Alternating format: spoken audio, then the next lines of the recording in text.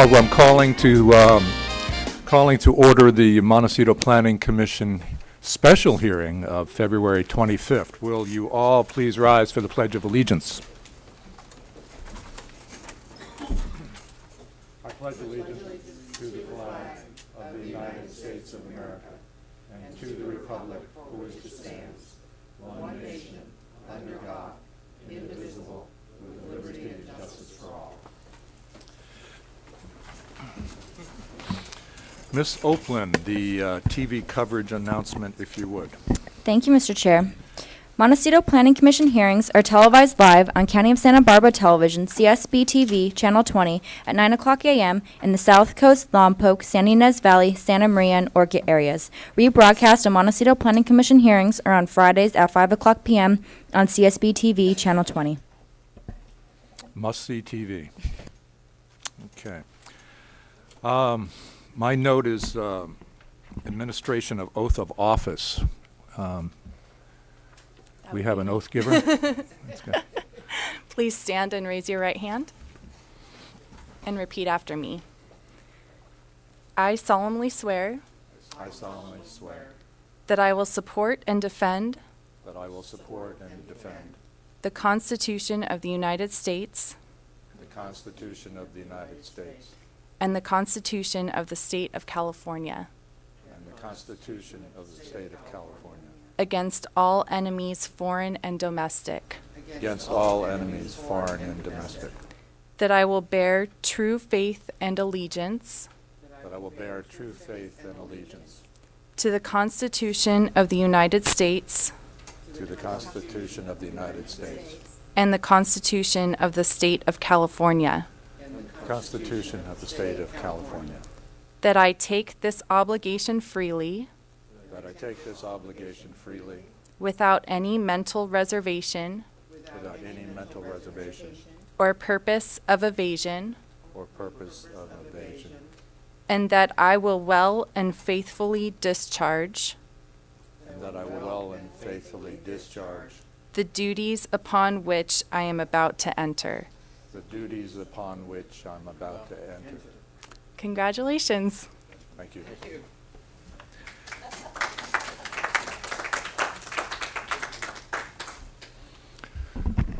Judge Roberts should get some lessons from her. She did that very well. Very good. Ms. Oakland, the roll call. Commissioner Godstanker? Commissioner Overall? Here. Commissioner Burrows? Here. Commissioner Idelson? Here. Commissioner Phillips? Here. Thank you. Okay, Ms. Black, the agenda status report. Mr. Chair, I'll go through the agenda status report and the projection report for you. First of all, we have 3 items on the agenda today, and we are ready to move forward with all 3 of those items. You can see, given the time estimates, that we do expect to be done sometime around the lunch hour. With respect to upcoming Montecito Planning Commission meetings, just a reminder that the Montecito Planning Commission is planning on meeting the 4th Wednesday of every month. You'll see special hearing on your agenda until we've gone through the proper paperwork to change your regular meeting date. So that's the only significance of that. So don't let it alarm you too much. Your next regularly scheduled meeting is on March 25th. And on that date, you have 3 items projected for your consideration. You did receive a letter this morning from interested property owner on the stone condition change. And I was actually a bit surprised that we would receive a letter indicating that they weren't available for this hearing date, because we've indicated that we would be going to the Montecito Planning Commission at your March hearing for some time. It is scheduled for March 25th. If we were to delay that hearing, it would be delayed all the way until April. So our plan is to continue to keep it on March, and if the commission chooses to provide an interested neighbor more opportunity, then you can decide to continue it to your April hearing. The party that requested that you consider a different date is represented by legal counsel, so I'm hopeful that the legal counsel will be able to be here to represent their views. So that's my recommendation at this point, because you meet so infrequently. It makes it difficult to move an item. And then your next meeting would be April 22nd, and so far we have nothing projected for that date. We'll check on that in March and see if we need that hearing date or if we'll recommend that you cancel it. So we'll see where we're at. Good. Okay. I think the next item on your agenda is appointment of a new Planning Commission chair, first vice chair, and second vice chair. So. Yes, thank you. We will have an election for the chair of the Planning Commission, first vice chair as well, and is second vice chair a vote requirement? I guess it is, huh? Let me say briefly that historically we've had a rotational system wherein the chairperson was in line and stood up and accepted this position as seniority permitted or whatever. I'd like to free everyone of any obligation to vote for me as the presumptive chair, and it seriously, it's I think a better procedure to each year take a look at who should be in the center, and so saying that, I also want to remind everyone that I have a plate of brownies behind me for friends of mine, and so nominations are in order.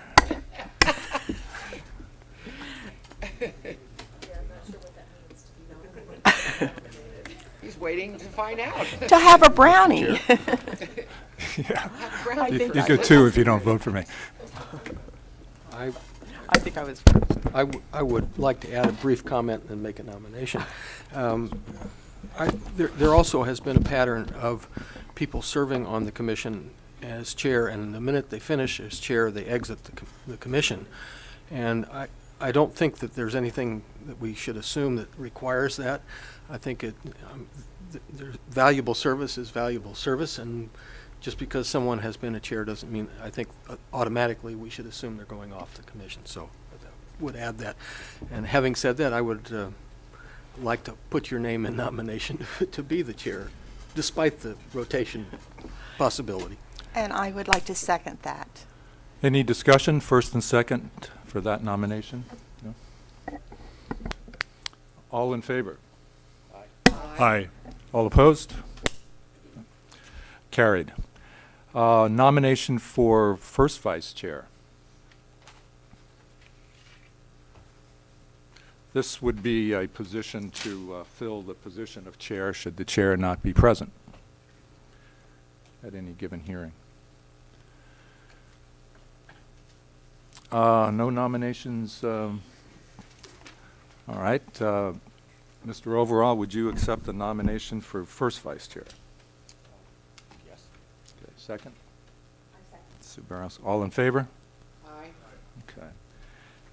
Do I hear a nomination for second vice chair, should both of those people not be present?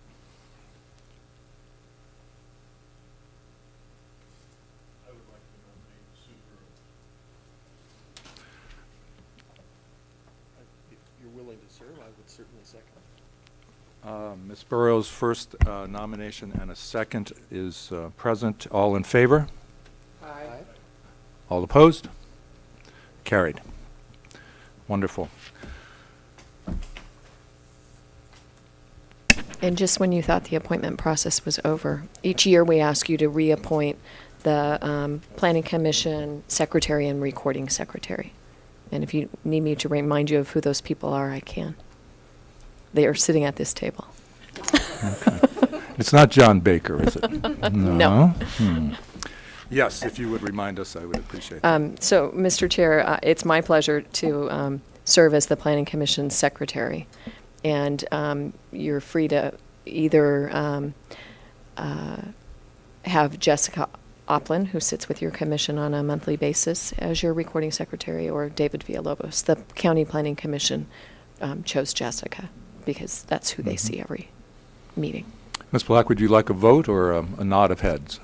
I think a vote's appropriate. Okay, all in favor of Ms. Black as planning secretary and Miss Oplan as secretary, no, as recording secretary, indicate by aye. Aye. Opposed? No. Carried. We are honored. Thank you. Okay, I'm going to open up public comment, and this period is set aside to allow public testimony for items not on our agenda. And I have one speaker slip, Mr. John Thorndike.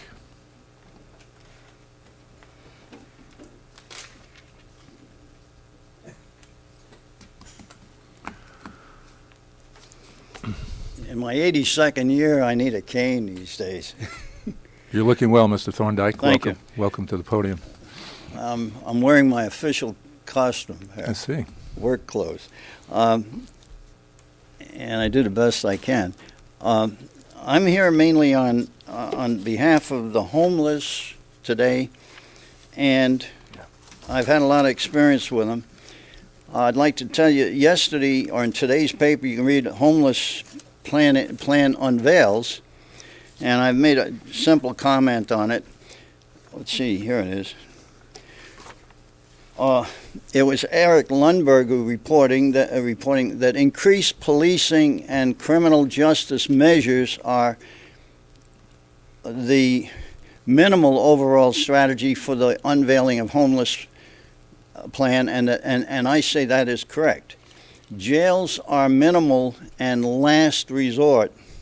How can you enforce penal laws against sick, mentally ill, and alcoholic or drug users, prescribed or otherwise, and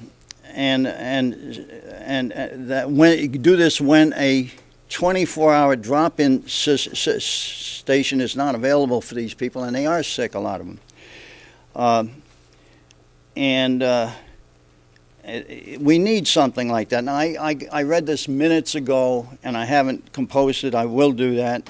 And what I'm after is we must decrease criminalizing homelessness. This is what I'm after. And I think I can talk with authority. I did write to the governor, Ronald Reagan, when he was governor, and I said, you cannot fill jails. There are not enough jails to take care of these situations. It has to be education. It has to be utilizing compassion. There is a need out there, and you can see it in the streets. I love coming back to Santa Barbara. I come here very frequently, and I go walk in the streets, and I tell you, I feel good here. We have a great town down in Chula Vista, but this town is high competition, and I still vote here. Now, the other thing I want to talk about is I got a letter from Harrison Heil. I got it from Hammock, Jim Hammock. I met with him and Harrison Heil, but Harrison's a real property agent, I guess, for the county here. And I don't know where his office is. Can anyone tell me for sure where Harrison Heil's office might be here? Is it? Mrs. Malak did tell me something. I think she said risk management, huh? No? He's on the second floor of this building. Oh, okay. Thank you very much. And that'll take care of that. You can read this article in today's paper. I'll leave it with you if you like. And you can draw your own conclusions. Okay? Thank you very much. Thank you, Mr. Thorndike. Mrs. Brown, Mrs. Black. Sorry. Mrs. Brown is commissioner, and I apologize to her too, because I said hello to her at the dedication here, and I was honored to be there. And my eyes are so failing. I thought she was Mrs. Jackson, you know, and I apologize to all of you. Thank you. Mr. Barrick. Before we begin, I want to recognize Bob. Bob was in this seat for a long year, and we miss your presence. Welcome today.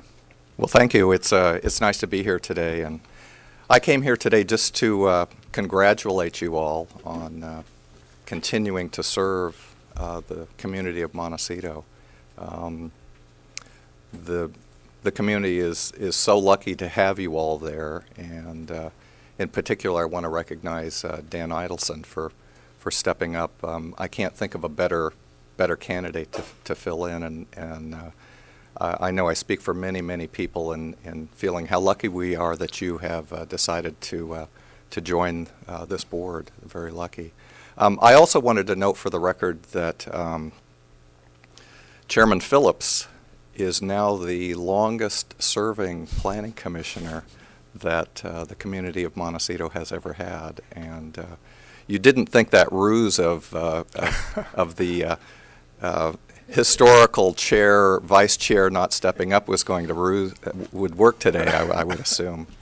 Anyway, just briefly, again, wanted to thank you all for serving, and it's going to be a pleasure to watch, and I know it's a pleasure for you to serve. There's so many interesting things will continue to come up in the community of Montecito, and you are so lucky to sit there and have a chance to shape the direction the community takes, and thank you very much. Thank you, Bob, and thank you for your long effort in the community. Good to see you. Public, let's see, we have the Planning Commissioner's informational reports. These are planning issues, seminars, meetings, literature that would be of interest to the public and or commission as a whole. Any reports to announce? Mr. Overall. I just have one very quick thing. In a short period of convalescence, early in the year, I had some time on my hands and my mind was working overtime. And I was thinking about some of the things that came up over the course of last year, and in particular, the discussions that we had related to issues surrounding water. And if you all can hearken back to the discussions we had at the time the Miramar was in front of us, about the issue came up about tertiary treatment of wastewater and perhaps redelivering it at some point in time to big users of water in the community.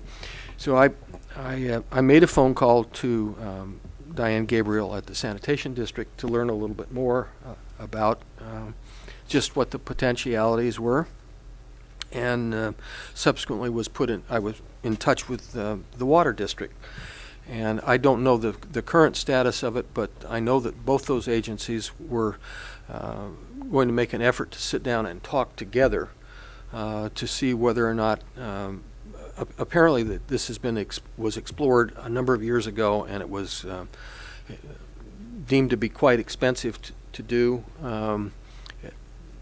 by the cost structure at that particular time.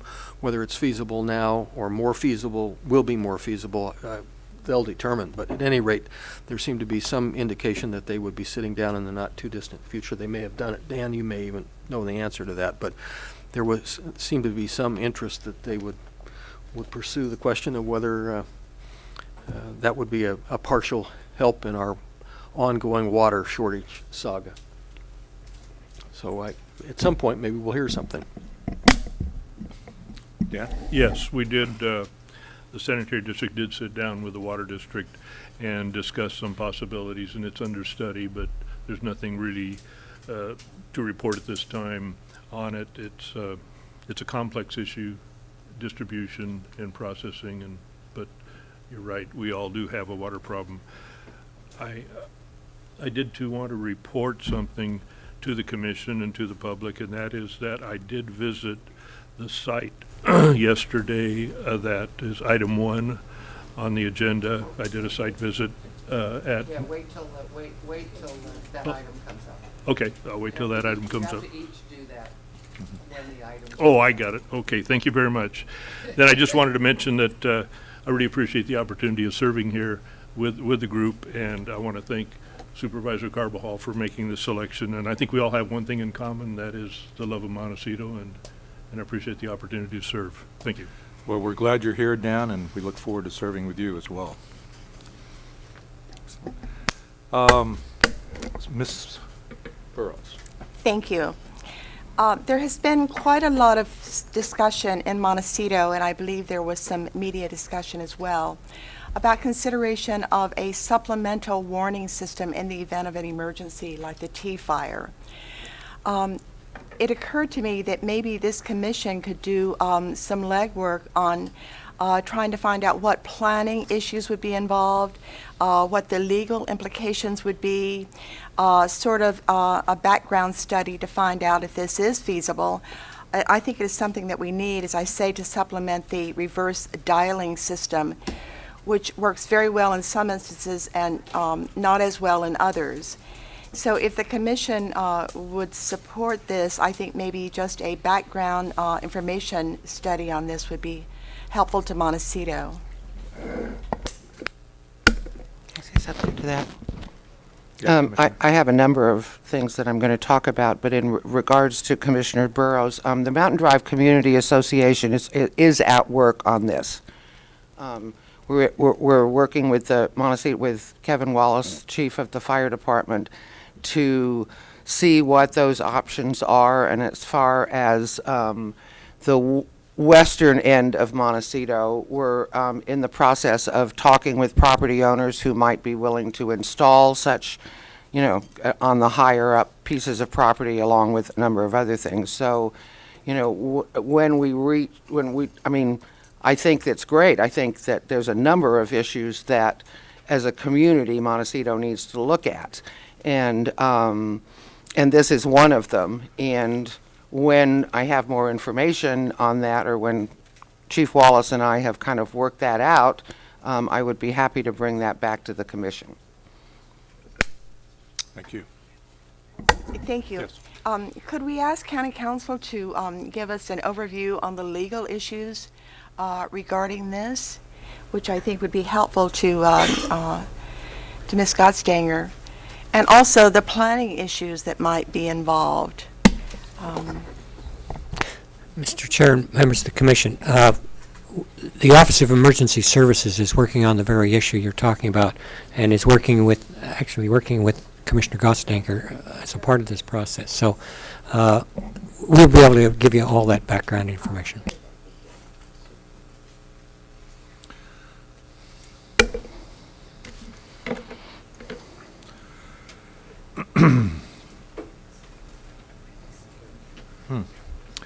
We are looking at planning and development divisional briefings.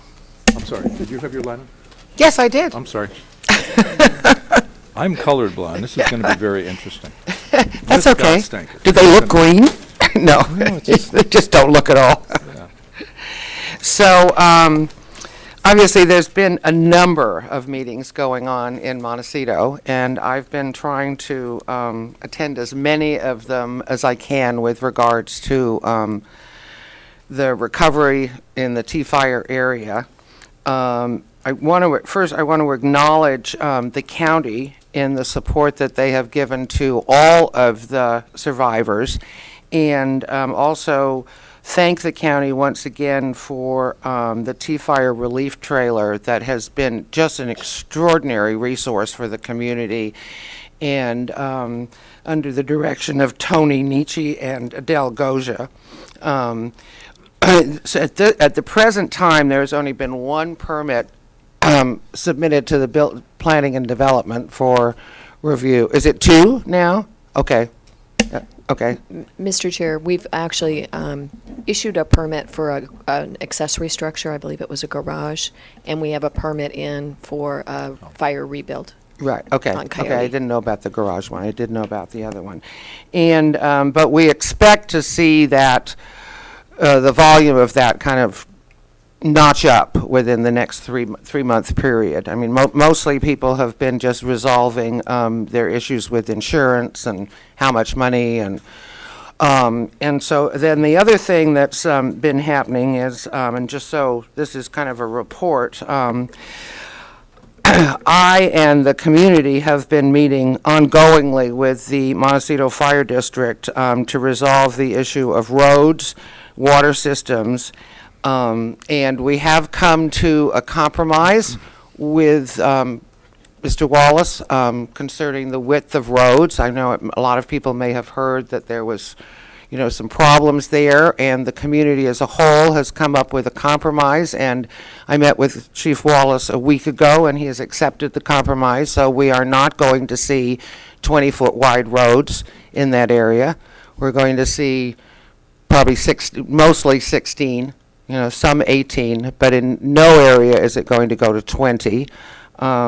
Because it was physically impossible without tearing down the mountain.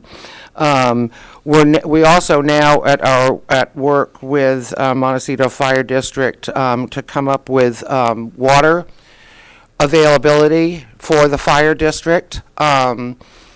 I don't know whether this board knows, and this might be interesting given that Commissioner Idelson brought up the issue of water. There is no firefighting water ability provided by any agency, Montecito Water District or any other agency, to serve any houses that are above Mountain Drive. The Montecito Water District main runs along Mountain Drive. There's not enough pressure to get fire hydrants, so it's going to be incumbent upon the property owners in that area to put in private water systems.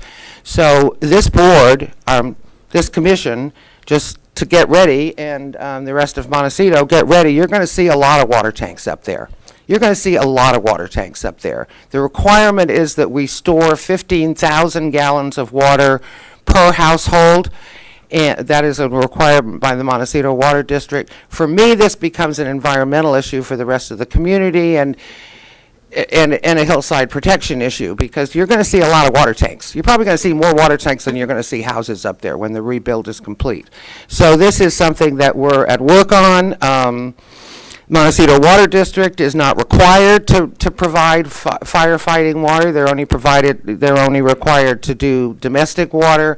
So this kind of is a little thing that we're at work on. So I'm just forewarning you that if you start seeing water tanks going up, that's what we're going to be required to do. And then the other thing that the Mountain Drive Community Association is at work on is the installation of alternative septic systems in that area, because there are some people who have old septic systems and they no longer meet environmental health standards. So that's also in process, And as I said, we're also at work on what would be needed to put in a warning system in that area. And obviously, lots of meetings have been going on. I won't bore you with all of the details of all of them, but I just would like to also bring to everybody's attention that tonight there at the Natural History Museum, there's a fire prevention workshop from 6 to 8.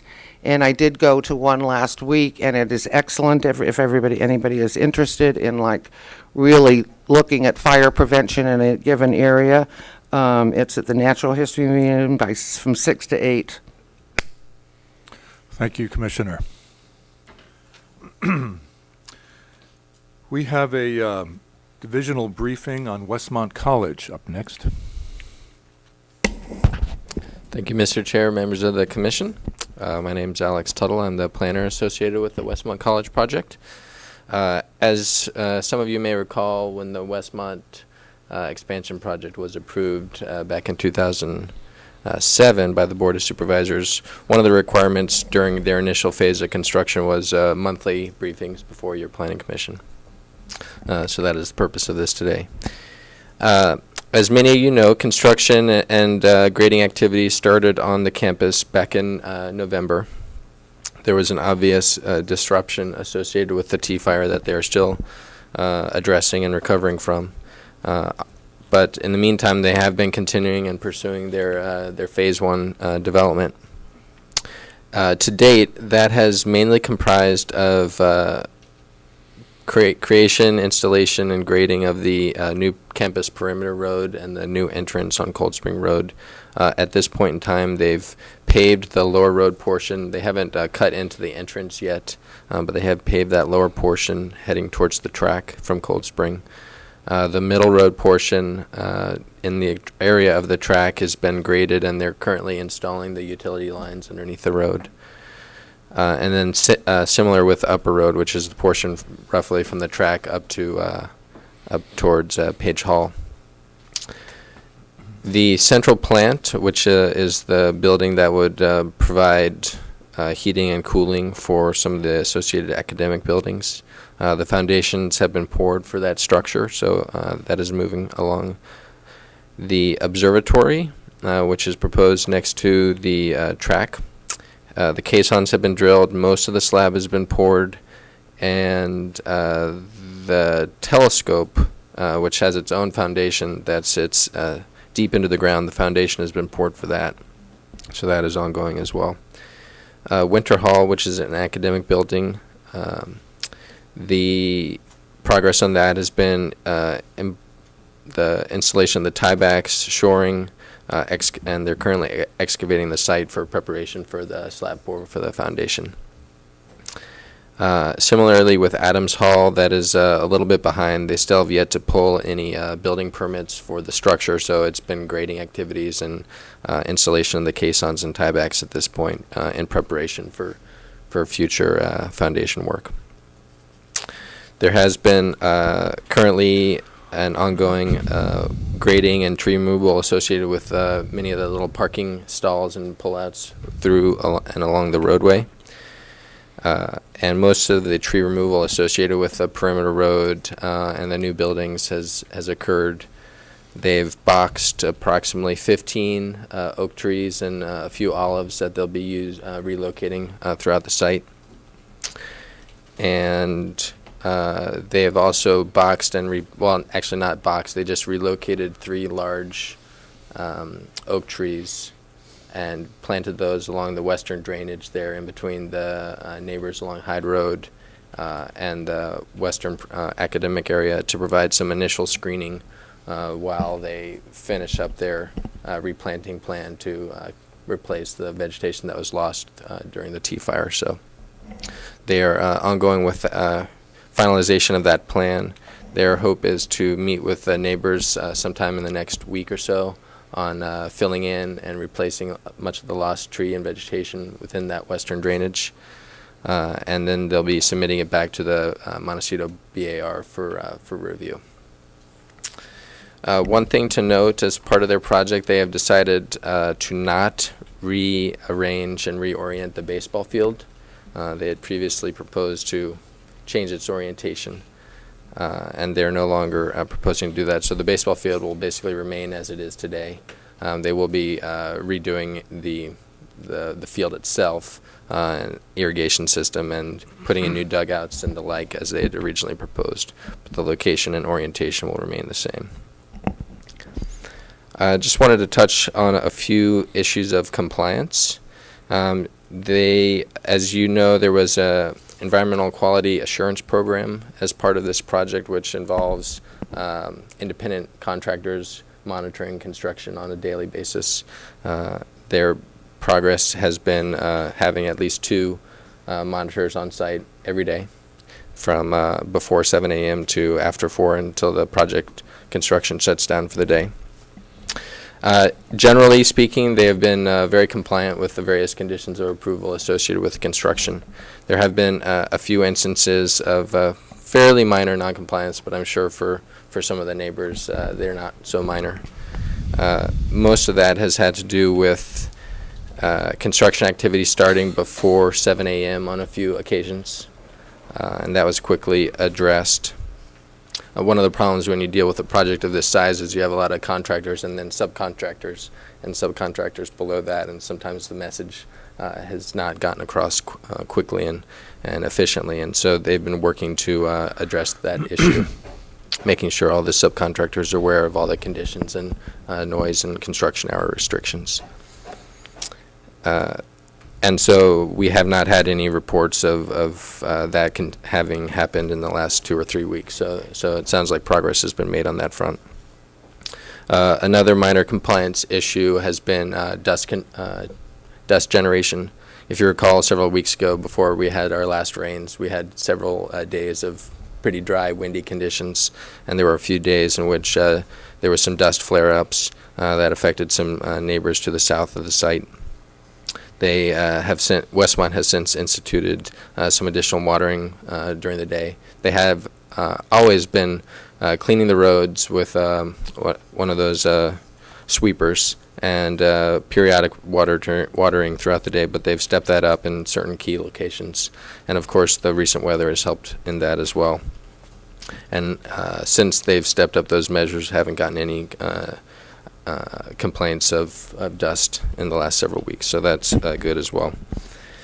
The best management practices that were installed for erosion control and water quality protection during rain events, they have been operating very well.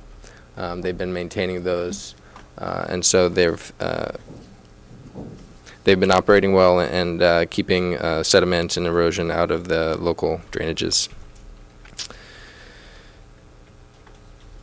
In regards to traffic counts, if you recall, there was requirements and restrictions, basically a cap on the amount of traffic that Cold Spring Roads would accommodate as associated with the college. That limit during the initial couple of years of the permit was 3,418 ADTs associated with Westmont College, plus an additional 300 for construction. Looking back to the most recent data we have for cumulative monthly counts for September 2008, the weekday ADTs, average ADTs were 2,426, so roughly 1,000 below their prescribed limit. And then all other days, meaning weekends and holidays, it was also about 1,000 ADTs below their limit. So they have been operating within those limits. Unfortunately, as many of you all know, that the T-fire has led to a lot of work in terms of recovery and dealing with insurance, and that extends to Westmont as well. So the individual who had been responsible for gathering the data, the count data, and updating it on a monthly basis with a cumulative average has fallen behind in that regard. They have recently asked the equipment manufacturer of the permanent counters that have been installed to see if they would be able to take over that responsibility in terms of providing those cumulative averages and totals. And so they are waiting to hear back from that manufacturer in that regard, in that capacity. That is about the extent then of the update today. Provide some additional information at our meeting, at your next Planning Commission meeting, and hopefully at that time they'll have resolved this issue with the traffic counters and providing that ongoing data, and they'll be able to respond and provide that information to you at that time. Thank you, Mr. Tuttle. Any questions for Mr. Tuttle? Commissioner Overall. A comment and a question.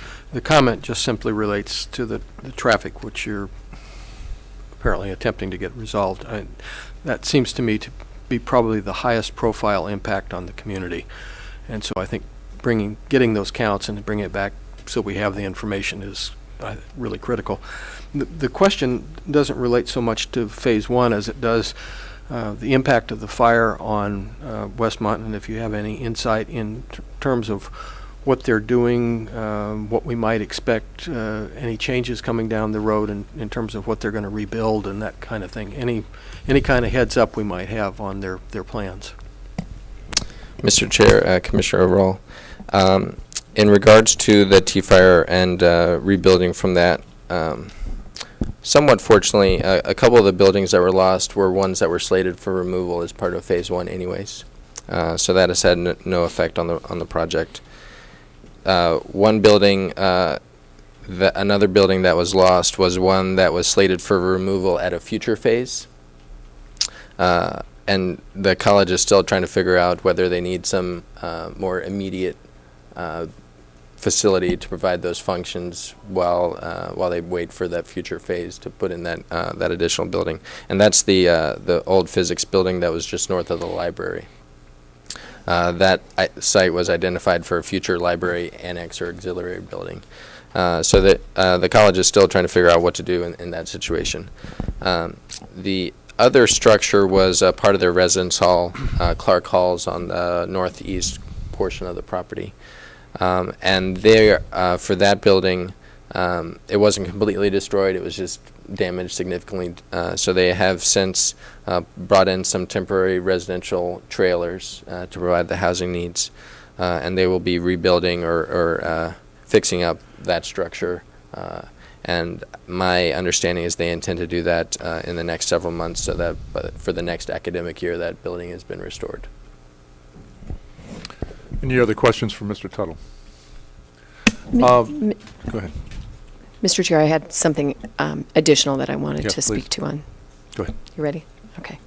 On February 9th, we did have a joint chairs meeting. It's a meeting that we conduct quarterly with the chairs of the 2 planning commissions, the 4 BARs, and the HLAC. And I thought there were a few items at that meeting that your commission would be interested in. I know Mr. Commissioner Overall is particularly interested in one of the items we discussed. And that is the process of conceptual BAR reviews. And Mr. Overall raised the issue, or Commissioner Overall raised the issue of multiple conceptual reviews before a project application is submitted, a land use application is submitted.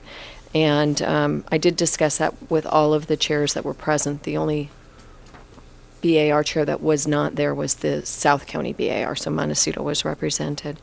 And the chairs indicated that they believe that they do follow the one conceptual review rule prior to an application submittal as a general rule, but there are cases where they allow further conceptual reviews before an application is submitted, and they do that at their discretion. And they named 2. And one instance where they said they felt like it was appropriate was where an applicant came in with a proposal that was so out of the realm of possibility that it wasn't worth having them submit an application based upon that initial conceptual review at the BAR. So essentially they said, scrap that plan, go back and really reconsider what you're proposing. That was one situation where they felt it was appropriate, and particularly Tony Spann thought it was appropriate. And the second was where they felt that in order to give really any guidance about a project, they needed to see story poles installed at a site. So they particularly Montecito identified those 2. They don't believe it's something that occurs very often and shouldn't occur very often, that the rule really ought to be you get one conceptual review before you submit a project application. And our department certainly supports that. We don't want people to get very far down the road before we've had an opportunity to provide input on planning issues that might arise from a project. And sometimes those aren't as obvious in a BAR hearing as they would be when you're sitting at your desk and really going through the ordinance requirements. We do have a fairly high-level planner at all of the BARs looking for issues that are more apparent just in a plan review issue. So we hope to, identify most of those issues. But anyway, that was how the discussion proceeded at the joint chairs meeting. So I wanted to report to your commission on that. And then there were a couple of other items I want to report on, but it looks like you have a comment. Thank you. Commissioner Overall. Well, I have a comment related to the story poles, because this has come up on a couple of occasions where applicants have complained about how expensive it is for them to install story poles. And I think actually we had an example this week of where the MBAR had a site visit with story poles, and we weren't noticed. And I think at least I don't believe we were. If you we definitely were, are supposed to be noticed. Okay.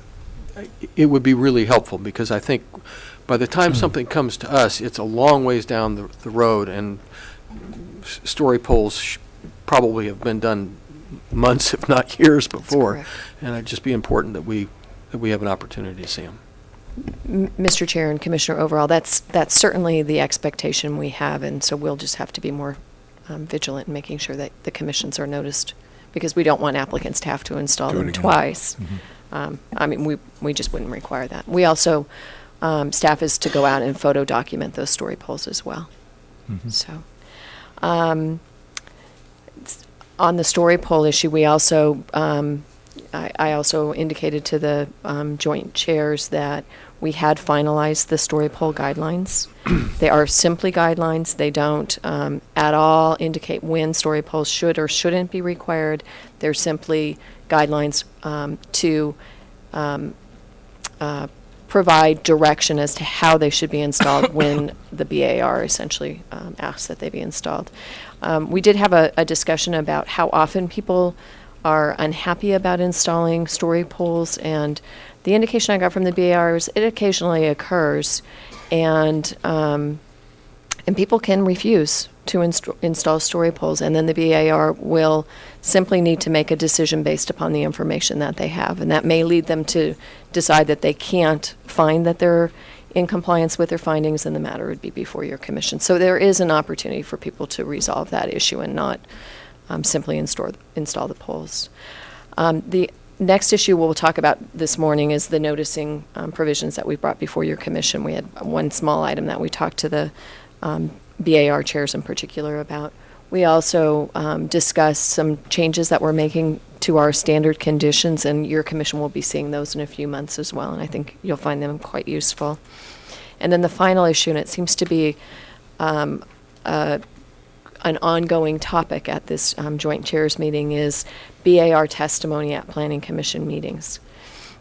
The county planning commission has made it extremely clear that they really don't want the BAR members to come, BAR members or the BAR chair to come to the county planning commission and explain what the BAR thought when they took a particular action on a project. They feel that their minutes should explain it, and if their minutes need to be augmented, then so be it. But they didn't feel it was appropriate. If they need more advice from the BAR, then they would prefer to agendize an item as a joint meeting, but not to have one BAR member come and try to represent the entire BAR. Your commission and the Montecito BAR have not necessarily held as firm on that, and so I just wanted to let you know that that's where the County Planning Commission is coming from. Ms. Black, is there a not having read the minutes from the county BAR, is there a substantial difference in the quantity and quality of the descriptions that appear in the two different reports? Because I find the MBAR minutes to be very, very abbreviated. Mr. Chair, I think the minutes for all of the BARs are about the same level of detail. Mm-hmm. Okay, that was my summary of the meeting, and hopefully now that you have a chair, your chair will attend the next meeting. We'll make sure you know when those are. Very good. Thank you. Mr. Tuttle, just to follow up briefing, during the Westmont hearings, we spent hundreds of hours about the issue of traffic count and work hours, particularly the impact on Cold Spring School. I don't think it's acceptable that someone got behind on this. That's indicating to the community that they're not taking that seriously. At the next meeting you're at, if you could convey those thoughts, I'd appreciate that. Commissioner Gusting. Well, I agree with you that I don't think that it is acceptable for them to get behind. But I think Mr. Tuttle was very clear that given the circumstances of the T fire, in which everything burned up, including all the counter things that ran across the roads, I mean, we're clear that every time we drive down Cold Springs Road, we're getting counted, because there has been these strips, little black strips, well, those burned up. I mean, I've got a lot of compassion for Westmont, given that everybody up there is trying to catch up. I mean, everybody's trying to catch up with water systems, catch up with road counting systems, catch up with irrigation systems. I mean, it is extraordinary. I mean, you have to go through and you have to replace everything that was plastic, that was anywhere, rubber, anything that was burnable. So I don't have a problem that they got behind. I can actually see why they would get behind. And I just want to say, I mean, Westmont has been an extraordinary neighbor to the Mountain Drive community.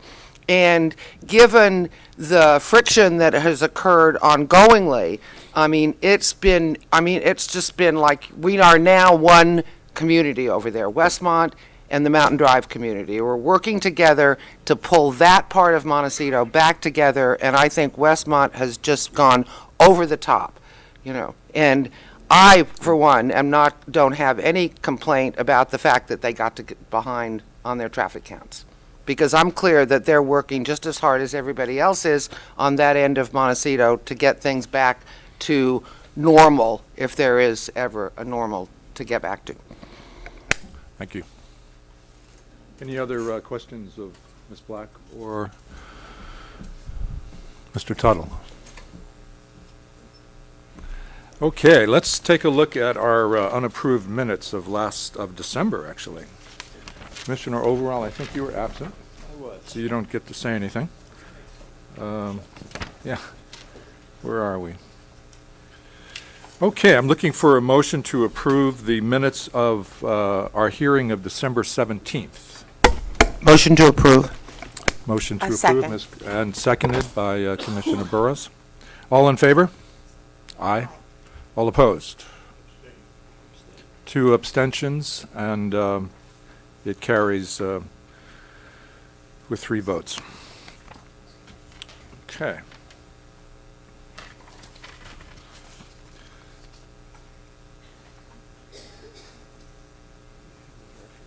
Director's report. Have we done that, Ms. Black? Oh, no, it's Mr. Baker. I'm sorry. There you are.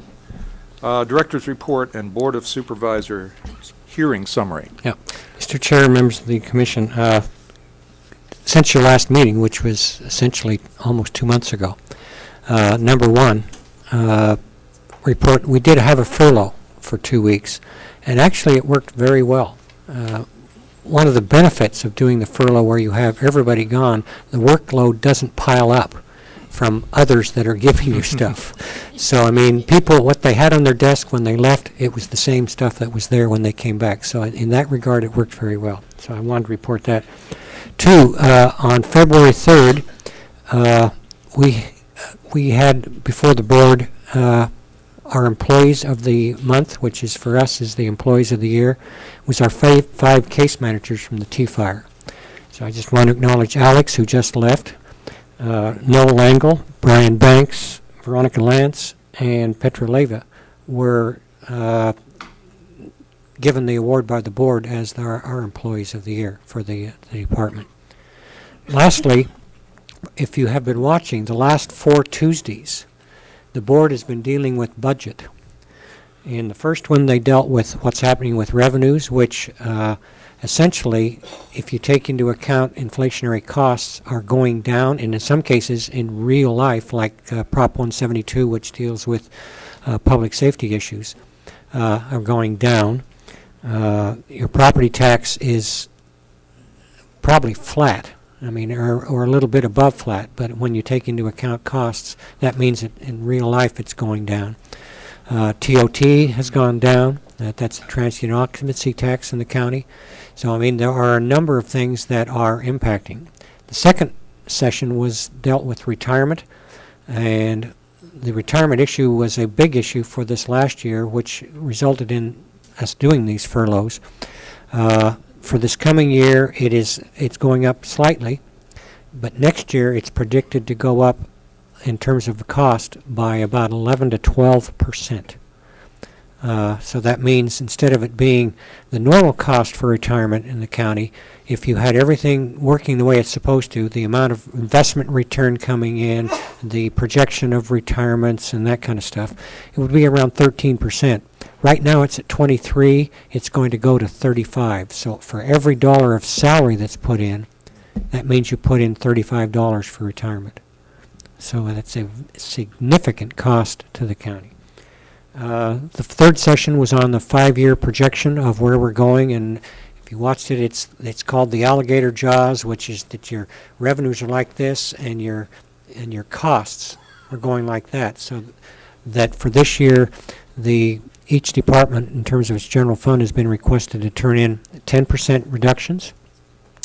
And that led to what was the fourth section, which is the book that I'm holding up from yesterday.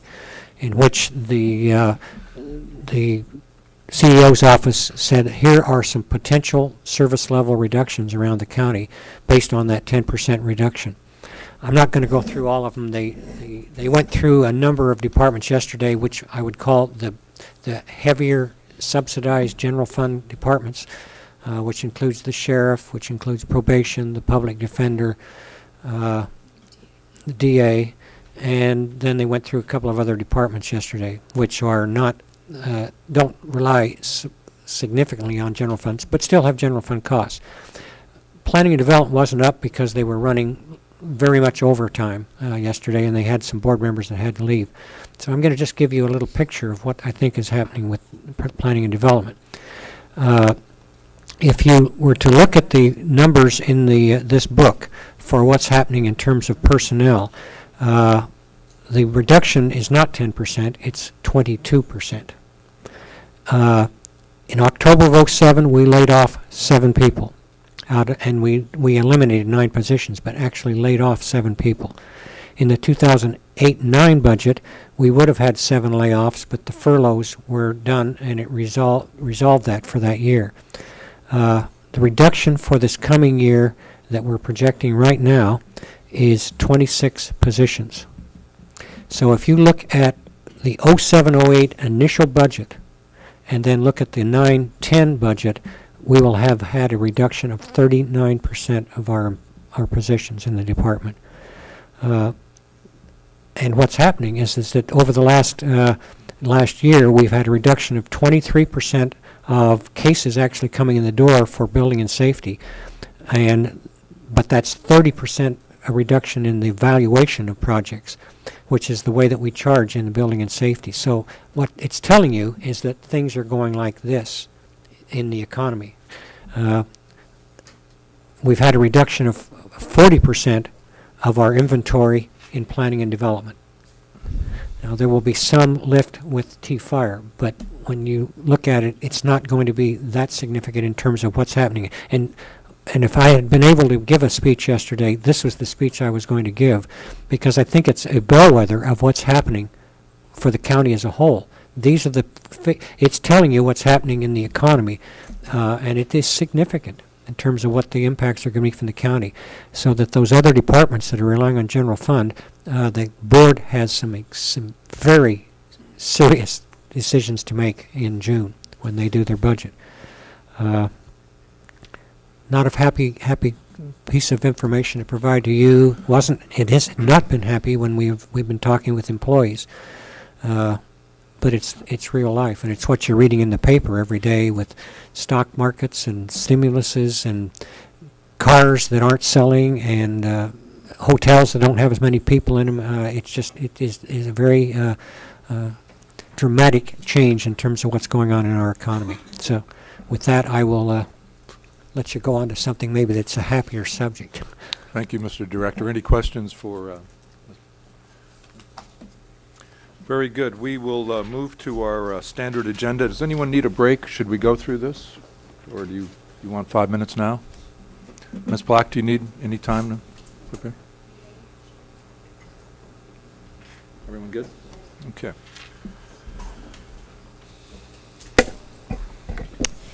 The following is the hearing on the request of Adele Goja, agent for the owner, to consider case number 08-MOD-17, application filed on November 19th, 2008, and to accept the exemption pursuant to Section 15305A of the state guidelines for implementation of the California Environmental Quality Act.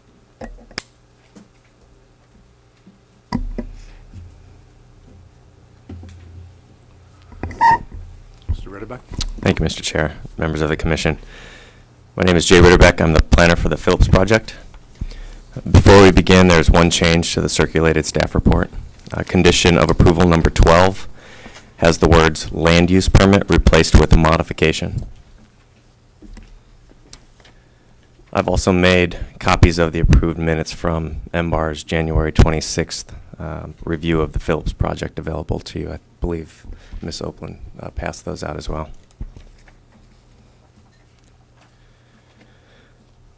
Project site is located at 1037 Alston Road, just west of Hot Springs Road and north of Montecito Country Club. Parcel is a 3.06 acre parcel and is Zone 2E1 Urban Residential.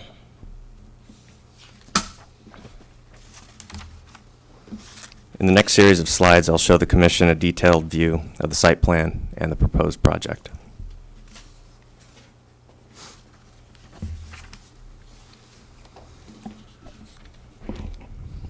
Currently, the project site has an existing, non-conforming 5,525 square foot historic single-family dwelling. Recently approved as part of 08 LUP 323 are an 808 square foot addition consisting of a conversion of the attached garage to habitable space and the construction of a new master bathroom. Also, the construction of a new 800 square foot guest house. Construction of a new 800 square foot cabana. A new 800 square foot detached garage. A 336 square foot pavilion. And 2 nude pools.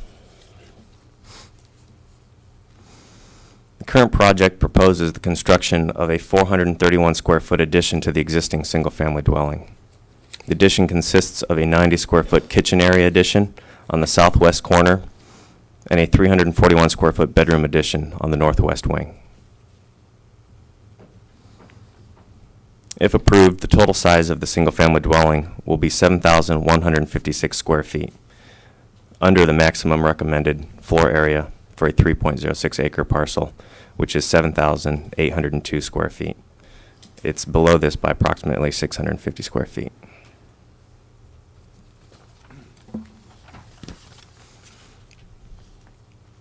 In order to approve the proposed additions, a modification to the required 20-foot side setback is needed. Modifying the 20-foot side setback by 8 feet, taking it to 12 feet, would allow the proposed new construction.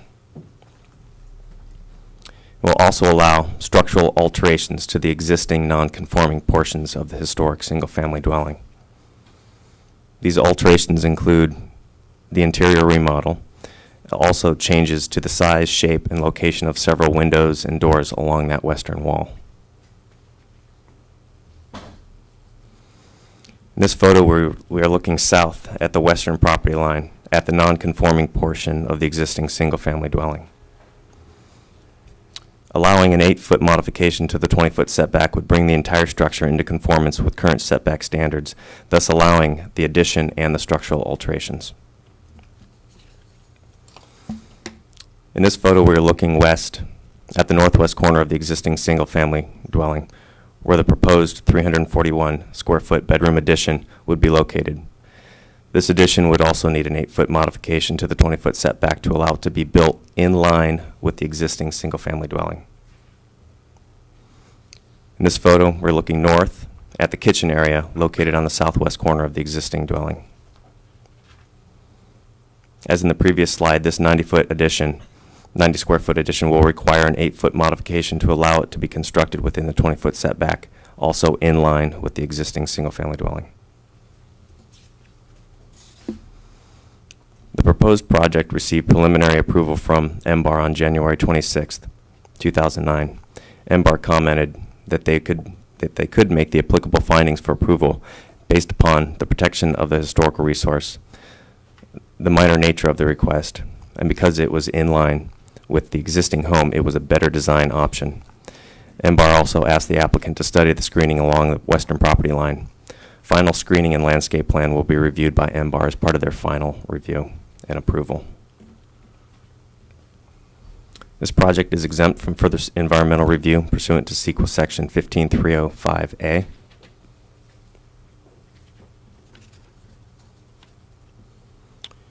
In summary, as conditioned within the staff report, the proposed project is consistent with the County Comprehensive Plan, including the Montecito Community Plan, and the applicable requirements of the Montecito LUDC, subject to approval of this modification. Upon review, staff recommends that the Commission adopt the required findings as specified in Attachment A, accept the CEQA exemption as specified in Attachment B, and approve the project as amended subject to the conditions of approval in Attachment C. This concludes staff's presentation. Thank you, Mr. Retterbeck. Do we have any ex parte communication or site visit disclosures to make? Commissioner Gottstinker. I did visit the site. Thank you. Commissioner Overall. I drove by the site. Well, Thank you. I was driven. Commissioner Burrows. I'm familiar with the site, and I drove by. I did visit the site and spoke with the applicant, or the representative of the applicant. Thank you.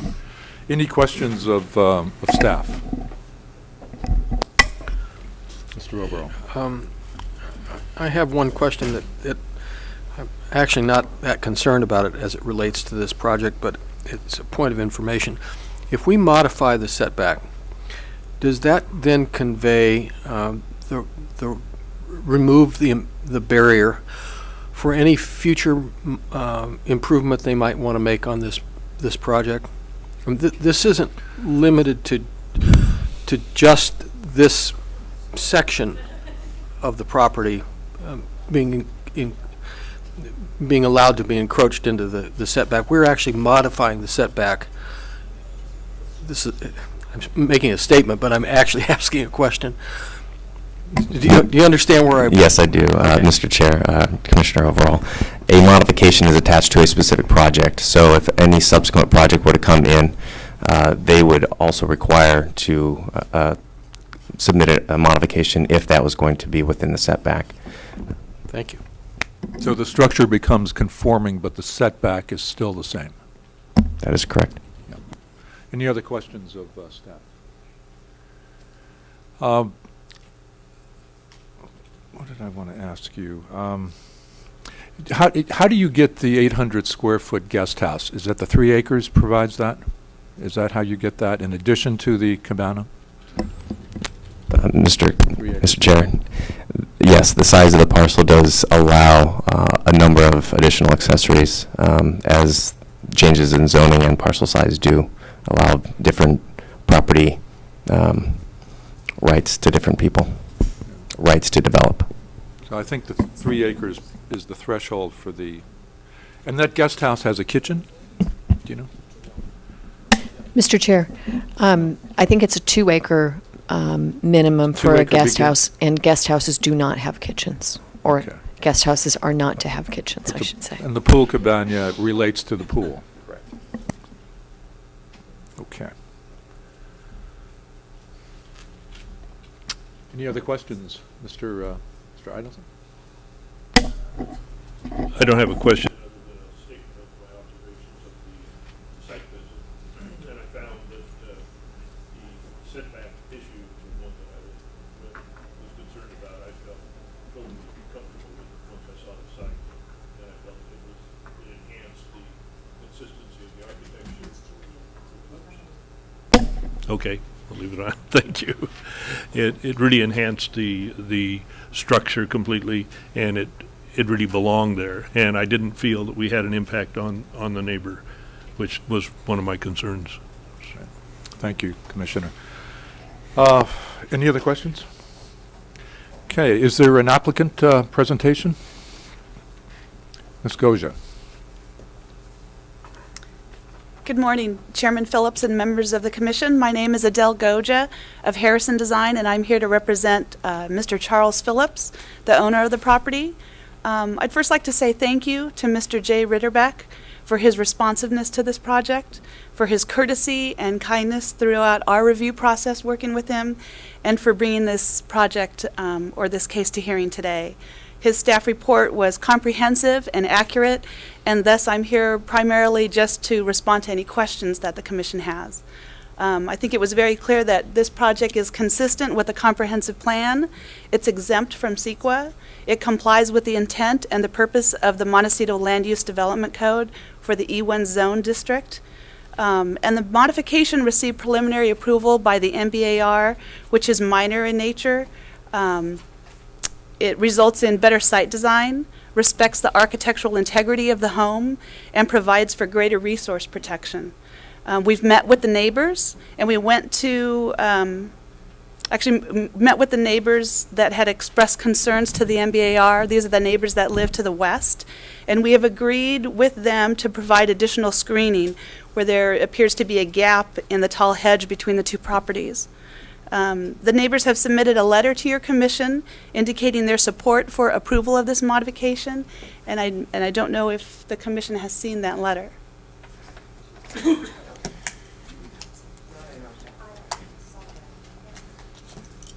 you have a copy of that letter, Jay? You wanna- I believe this was submitted a couple weeks ago with the photographs.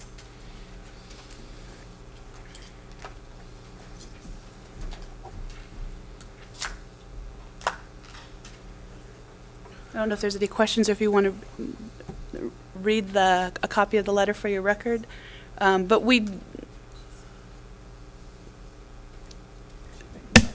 oh, she's I don't think reading the letter into the record's necessary. It is one page, and it's probably easy to digest. All right, thank you. We have reviewed the findings and the conditions of approval, and we find them to be appropriate and acceptable. I'd like to thank you for your time and your consideration, and know that our project team is here and available to answer any questions that you might have. Thank you. Thank you, Ms. Goja. Any questions for the applicant? No questions. I would like to open public comment. Any member of the public wishing to speak on this matter, please come forward.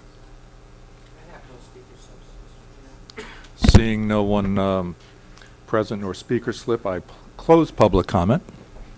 And we move to commission deliberation and any reserved questions. Mr. Overall. I would move approval of the staff recommendation, subject to about a 30-second read of this letter.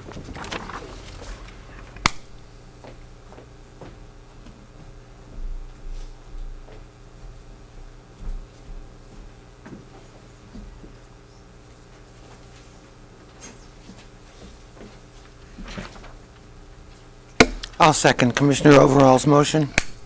We have a motion to approve staff's recommendation and a second by Commissioner Gottstanker. Any discussion?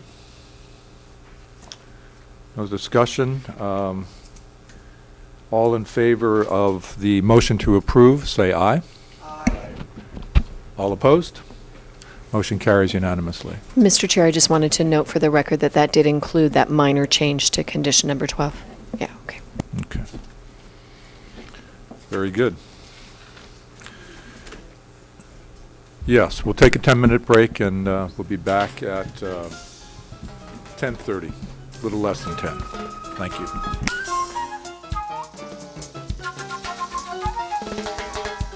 Into order. We are still the February 25th meeting of the Montecito Planning Commission, and we are moving towards agenda item number 2, revising freestanding solar energy system permit requirements. And I believe Mr. Langle will address us. Yes, Mr. Chair, before we move to that item, I wanted to just go back to another agenda item, and that is the departmental briefings. The commission may or may not be aware that the counties or the planning and development departments and several other departments' work programs are progressing to the Board of Supervisors, and they're scheduled to be heard by the Board of Supervisors on March 17th, and your commission has not received a briefing about that. There's one item in the work program that I think your commission would be particularly interested in, and that is the renewal of the Montecito Growth Management Ordinance. That growth management ordinance is scheduled to expire in 2010, and it has to be readopted, and environmental review needs to occur if it were to be readopted. So that may be something that your commission would want to track and follow at the Board of Supervisors. That's the provision that provides how many new homes can be built within Correct. That's the Montecito. provision that allows 19 new residences per year.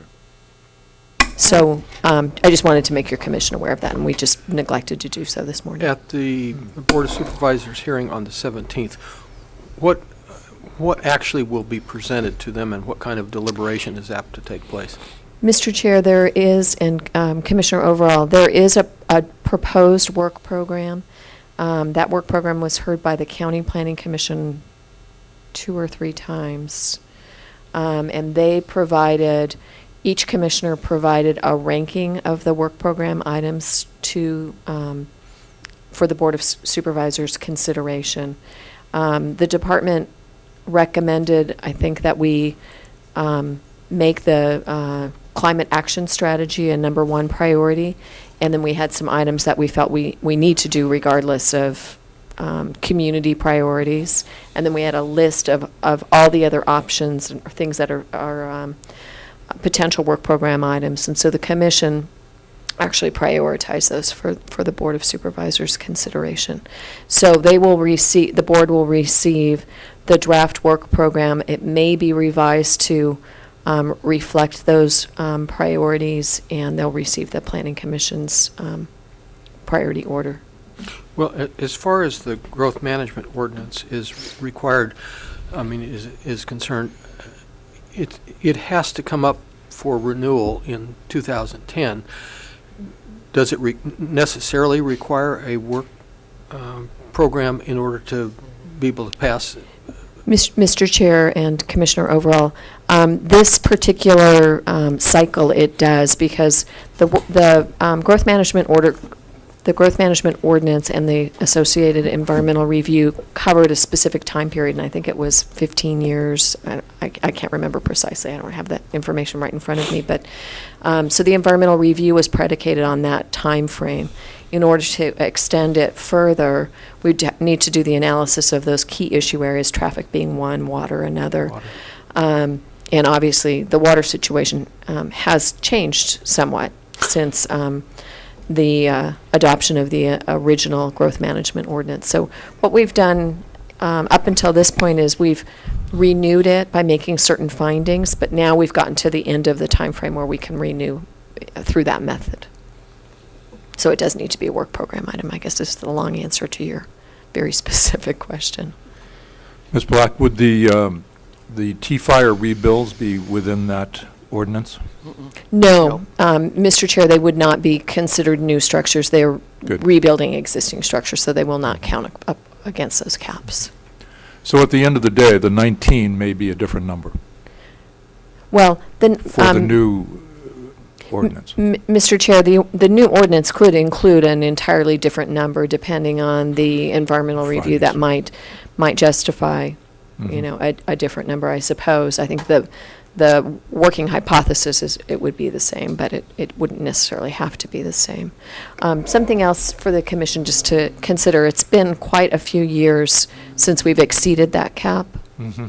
So it's just something for you to know. It may be an important cap to have in more robust building times. Right now, it may not be as critical, but, you know, times will change again. Hopefully. Well, maybe we could do away with it altogether, or maybe the number needs to be substantially less based on the environmental assessment. That could be. Okay. That could be, Mr. Chair. Okay, so I just wanted to Thank you, Ms. Black. make sure you were aware of that, because we won't meet before the March 17th discussion at the board. And I believe the work program is available online. I believe it's available online, but, pardon? Okay. And if you'd like a hard copy of the work program, just let me know and we'll make sure you get one. Okay? Very good.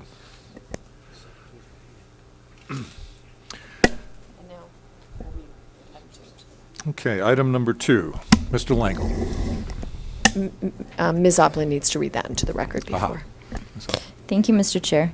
The following is a hearing on the request of the Planning and Development Department that the Montecito Planning Commission consider and adopt a recommendation to the Board of Supervisors that they adopt an ordinance case number 09 ORD2 amending Division 35.2 Montecito Zones and Allowable Land Uses in Division 35.3 Site Planning and Other Project Standards of Section 35-2, the Santa Barbara County Montecito Land Use and Development Code of Chapter 35 Zoning of the County Code as set forth in Attachment C that would revise the existing procedures for permitting freestanding solar energy systems to 1. Allow such systems as accessory structures in the Resource Management Zone, and 2. Permit such systems with a zoning clearance in all zones when they comply with a set of development standards designed to address compatibility with the surrounding area.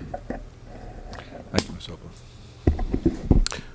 Thank you, Mr. Chair and members of the Montecito Planning Commission. I did leave a memo with today's date on it in front of your relative positions there. Just a couple of housekeeping items. First, the PowerPoint presentation that I'm about to go through is attached to that. Also, item number 2 on that memo is a minor correction to Section 2 recommendations and procedures of the staff report that was distributed previously. I did neglect to include in that, in the original staff report, the addition that your commission needs to adopt a resolution transmitting your recommendation to the Board of Supervisors regarding this particular item. And so that resolution with the ordinance is also attached as under item 3 of the memo with today's date on it. It's it's a more formal requirement that was made clear in the Montecito Land Use and Development Code, and I'm surprised that I missed it the first time, given my familiarity with that code. At any rate, in regards to the presentation for today,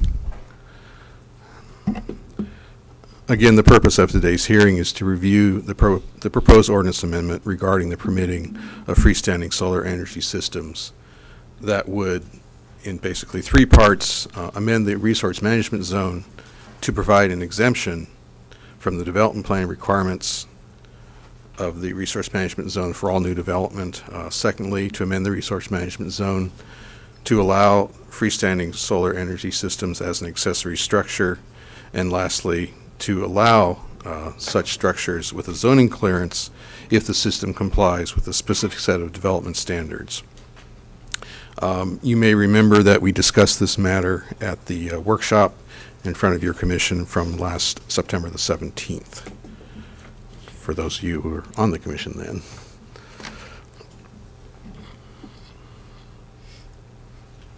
First, in regards to the exemption from the development plan requirement, the Land Use and Development Code for Montecito was amended in May of 2008 to require a development plan for all new development. And this was done at request of a workshop previously held with your commission and members of the Montecito BAR regarding the heightened sensitivity of development in the resource management zone and the need to provide additional scrutiny for any new development. However, Government Code Section 65850.5B requires that solar systems be approved through an administrative non-discretionary permit. So if it is the desire of the Montecito Planning Commission to allow such systems in the resource management zone, then we need to provide an exemption from that development plan requirement. Also, the resource management zone is very restrictive as to the number of accessory structures that may be permitted to exist in that zone. Currently, it's restricted to just swimming pools and water storage tanks, and this was done at a recent ordinance amendment as well. So in order to allow freestanding energy systems in the resource management zone, since these are considered to be accessory structures, they would have to be included in the list of what's allowed as an accessory structure in that zone.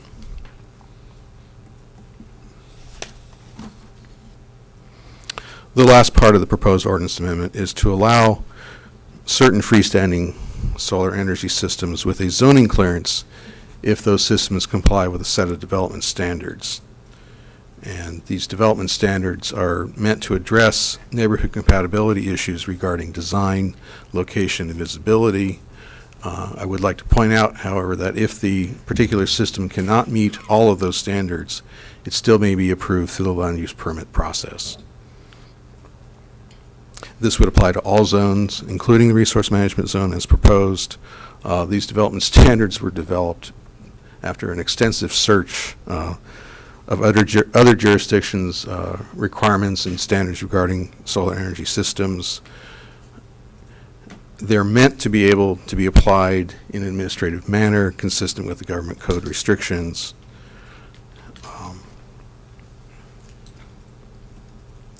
In regards to design, the first standard would be to limit the output of the system to 120% of the electrical or thermal energy needs of the structure to which it is accessory. Essentially, a common size of such facilities would be typically 100 square feet of panels is required per kilowatt.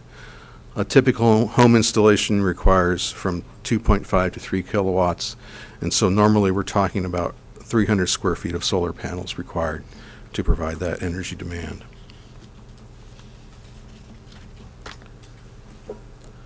This particular... Noel, can we ask you a question as you go through this? So Yes, it doesn't get please. lost? You have structure and then in parentheses an S. So if we had a home and a pool, you could build sufficient to power the pool as well as the home. Am I reading that correctly? Mr. Chair, Commissioner Overall, that is correct. We wanted to make sure that there could be more than one structure connected to the particular solar energy system.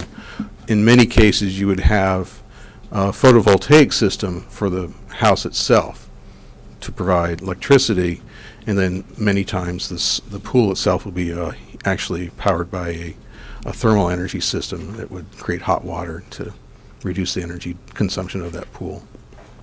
Or in the case of the pumps, photovoltaic for that. Yes, they could power the electrical system for the pool.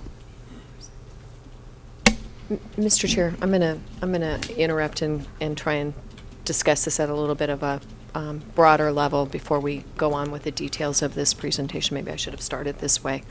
This is an item that your commission has seen before, and we came to your commission some months back and asked if the commission would be interested in looking to downshift the permit path for freestanding solar signs, and your commission at the first opportunity said no, because you really wanted neighbors to have the opportunity to appeal installations that they thought would be inappropriate for their area.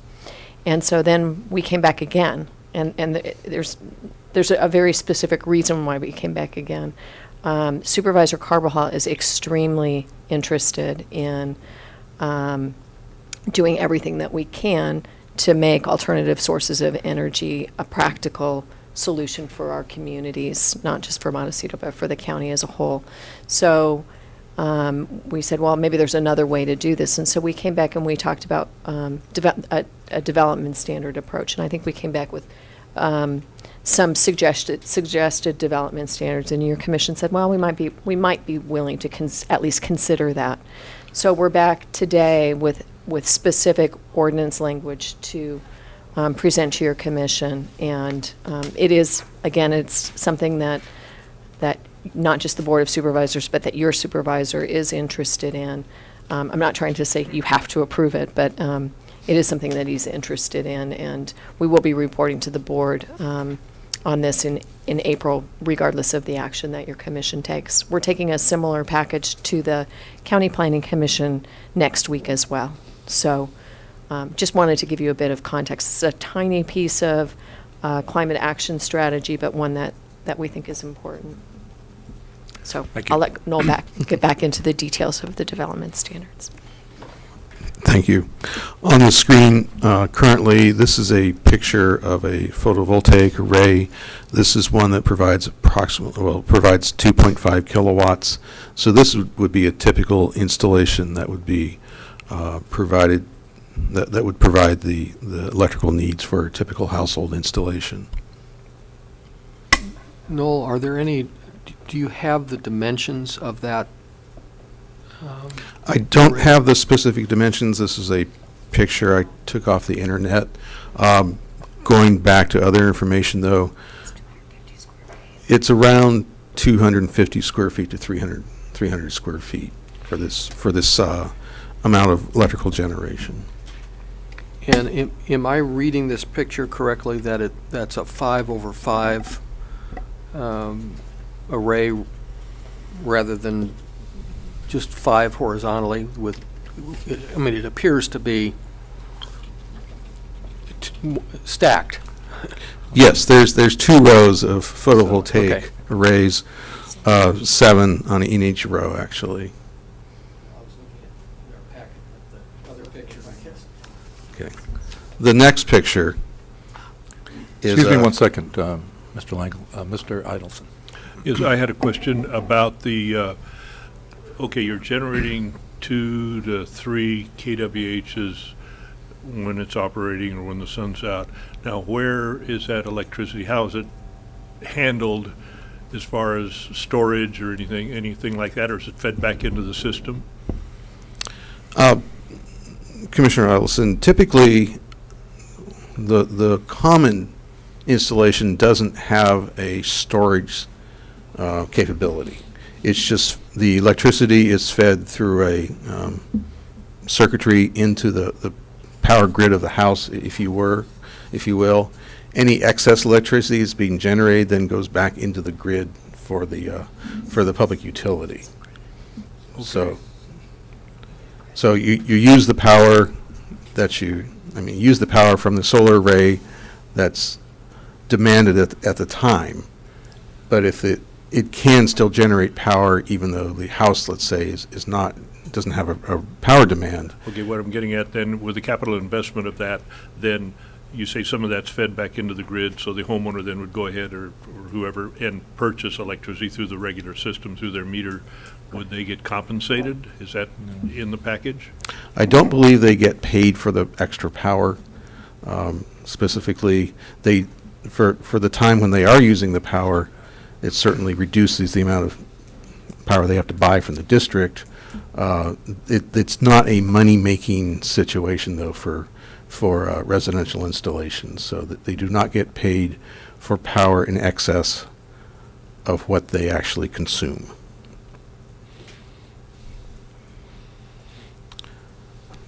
Go ahead. Is everybody clear on that point? Yep. The picture on the screen now is of a slightly smaller solar array. This would provide 2.3 kilowatts of electricity. As you can see, it's basically the same system as in the previous slide, but with fewer solar panels in the frame or in the rack. Some people can get by on smaller facilities, however. As you can see, this is a panel freestanding with 6 components to the solar array, and I would imagine this provides a little bit over 1.5 kilowatts or something like that. So, depending on one's power needs, the system can range in size.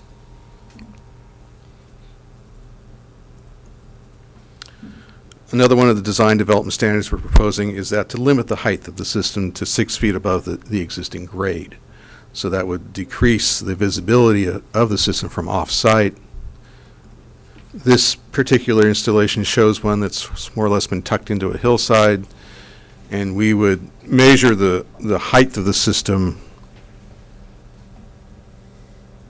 from that point there down to the ground below. And so because this system does follow the topography of that slope, it appears that this would conform with that particular development standard.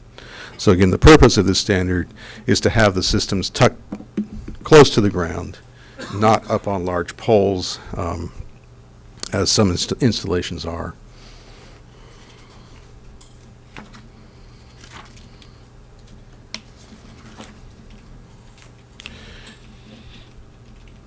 In regards to the location of the system, they would not be located within any required setback areas. This is sort of a given because it does constitute a structure.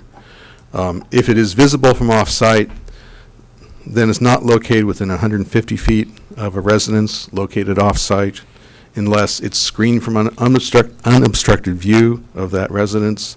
It's screened from uphill views. The reflection angles of the sun off the solar arrays is oriented away from windows of the off-site residence, and the panels are mounted as close to the ground as possible. They would still be required to comply with the 6-foot height limit as well. So these, it's important to point out, these standards are all cumulative. They would have to meet everything in order to be considered for a zoning clearance. Commissioner Burrows. In regard to the roof-mounted system, are we going to get to that a little bit more? There's no permit required, so there's no notice, right? Currently, the roof-mounted systems in the existing development codes, both county and Montecito, provide that roof-mounted systems are exempt from permits. So Commissioner Burrows, just to be clear, we're not proposing to address roof-mounted systems at all. Okay, so We're this really is- precluded from doing so by state law. Thank you. So we're only talking about freestanding systems. Again, using this particular installation as an example, if we say this is the house on the adjoining property, there is some degree of screening between it and the solar array. That could be beefed up, of course. The reflection angles would be away from that particular windows in that house. Assuming there is screening in this area up here, it could comply with that standard as well. And then again, these panels are probably mounted as close to the ground as possible to achieve solar efficiency.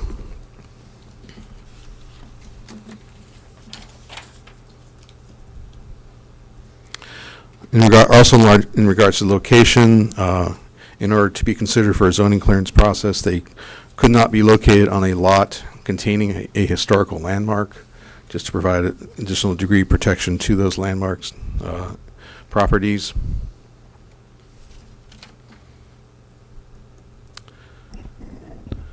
In regards to visibility, proposed development standard is that the solar panels are not visible from public rights-of-way, or if they are visible, they're installed within 1 foot of the natural ground topography. Again, to minimize their visibility and their any aesthetic issues. This particular panel would not comply with that development standard if this were visible from a public road because of the height of that system above the natural ground topography. It also doesn't appear to meet the 6-foot height limitation.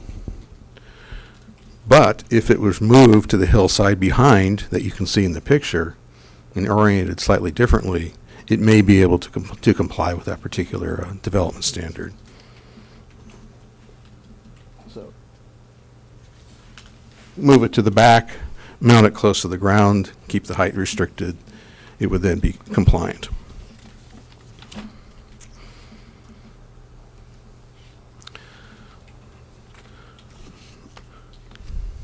And Commissioner Mr. Langle, back up to that previous picture for just a second. I want to make sure I'm clear on something. If it's a little hard to tell, I'm not sure exactly what I'm seeing, but if the panels were oriented horizontally and you only had 1 row of them, and what appears to me to be the right-hand edge of that thing were dropped down so it were within 1 foot, that then would be considered acceptable even if it were as visible as it is in that picture? Is that, am I interpreting that correctly? Commissioner, overall, if the height from, well, let's just say we have 1 row of panels. And so we'd measure from there to the ground. That would have to conform To the 6-foot requirement? Well, that would have to conform actually to the 1 foot requirement. The total height? Yes. So in other words, it's mounted close to the ground. So it doesn't stand out as a conspicuous feature as you view it. So we're talking about, Commissioner Overall, we're talking about solar panels that are visible from a public right-of-way. Right. Those need to be within 1 foot of the ground, or else they have to be permitted through a land use permit and subject to appeal and notice. I want to make sure, because that didn't make sense to me. Are we talking about they're mounted, the bottom base is within 1 foot? The solar panel, including the rack that it's mounted on, the total height of that would have to be within 1 foot of the ground surface. The overall total height of the installation? Yes, if it's visible from a public right-of-way. Okay. Glad I asked, thank you. Yeah. So again, if you were to take that, move it back to the slope behind there, it could then possibly meet that 1 foot requirement, because suddenly you're dealing with a slope and a solar panel that's angled, you crunch it in close to the ground, it then lessens its aesthetic impact and visibility.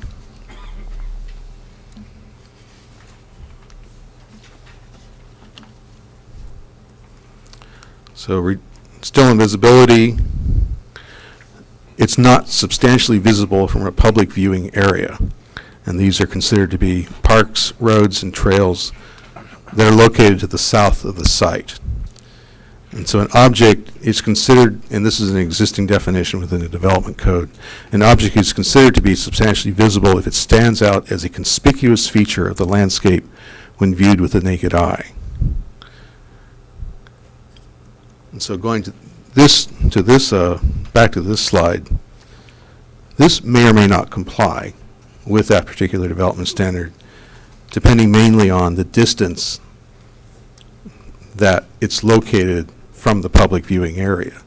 If we're talking about something that's a couple of miles away up in the hills, and you're viewing it from a public street down below in Montecito, the fact that it's, for one thing, it has a wall behind it that provides a backdrop, so it's not really breaking the skyline in this particular instance.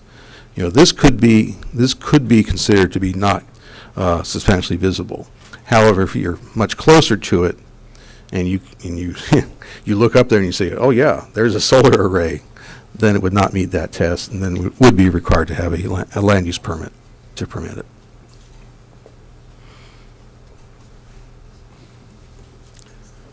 Just to remind the Commission, the zoning review process does require that the application be determined to be consistent with the Montecito Community Plan and the Montecito Land Use and Development Code.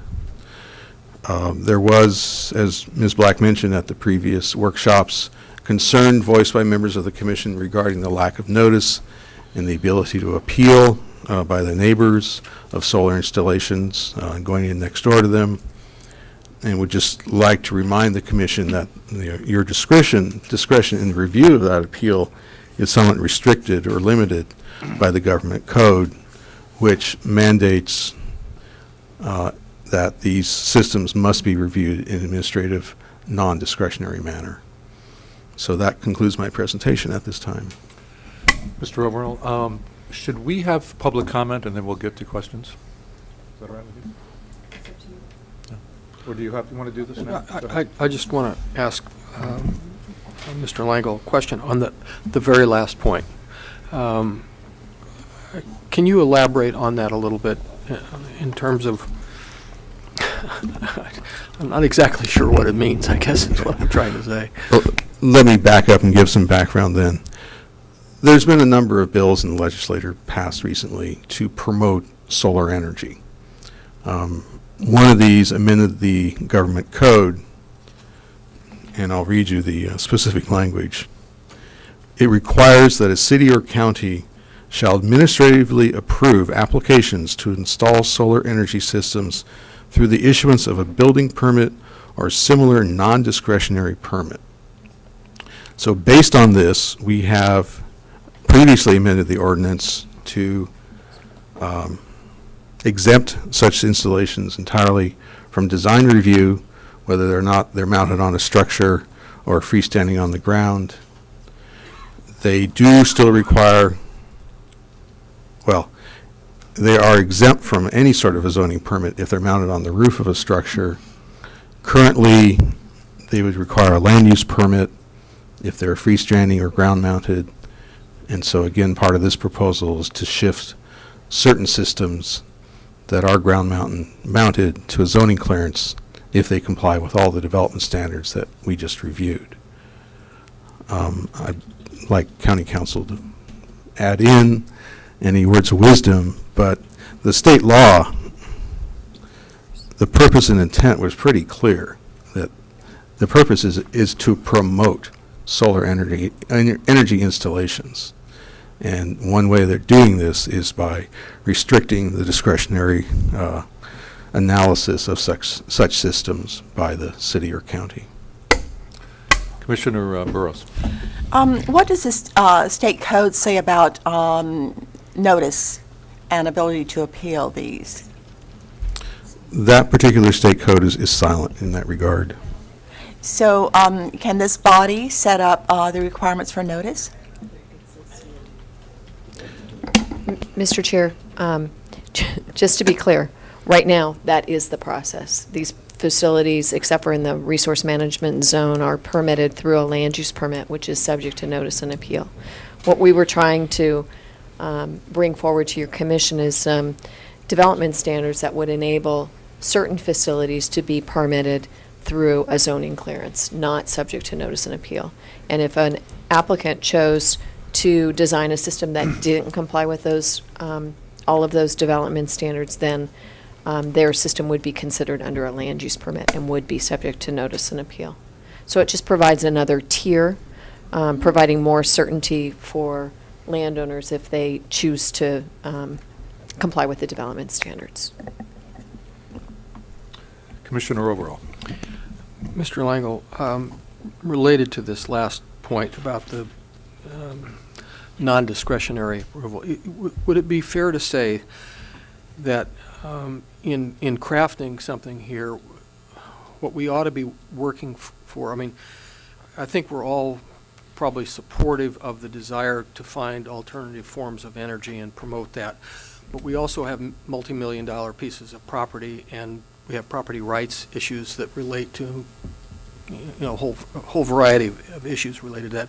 In trying to strike a balance there, since we don't strictly have discretion, would it be fair to say that we need to place the greatest emphasis on the crafting of the design requirements? Is that where we need to be focused in terms of safeguarding? Chairman Phillips and Commissioner Overall, yes, it's the design or the development standards that restrict the location, design, visibility, etc., are what we are proposing, that if a system does meet those standards, and you may have additional standards you want to propose or revisions to what I've proposed at this point, if a system does meet all those standards, it's then sort of through regulations somewhat benign as to any impacts on neighboring properties. Very good. I'd like to open up public comment at this time. Anyone who'd like to speak on this matter, please come forward. Oh, I'm sorry. Mr. Palladini? Good morning. Excuse my coughing. I'm just getting over a whatever it was. So if I may interrupt myself. First, before I begin, I had to leave for a few minutes, or I would have done this during the early public comment, but I wanted to congratulate our new commissioner, Dan Idelson. Thank you very much for your service. Also, Chairman Phillips as the new chair, and to all of you for providing such a wonderful service to our community as volunteers. Thank you very much for your hard work. Thank you. So I'm Bill Palladini. I'm the current chair of the Land Use Committee, Montecito Association Land Use Committee, and I'm here today speaking on this issue as a result of a recommendation from the Land Use Committee, unanimous recommendation to the board, and a unanimous resolution by the board, which resulted in a letter that was sent to you on February 18th with our brief comments, and I'll be brief as well. First of all, as Commissioner Overall just stated, I think we all feel the urgency of providing alternative sources of energy whenever possible. And our comments are not intended to discourage that, and we actually feel strongly, and I wrote in a column in the Journal last fall after one of your briefings on this, that this is an important issue for the community and one that Montecito should get behind, that our properties all south-facing are probably very well suited to this, and particularly with a large expanse of south-facing hillsides, it's a particularly great opportunity to take advantage of this alternative method of providing energy.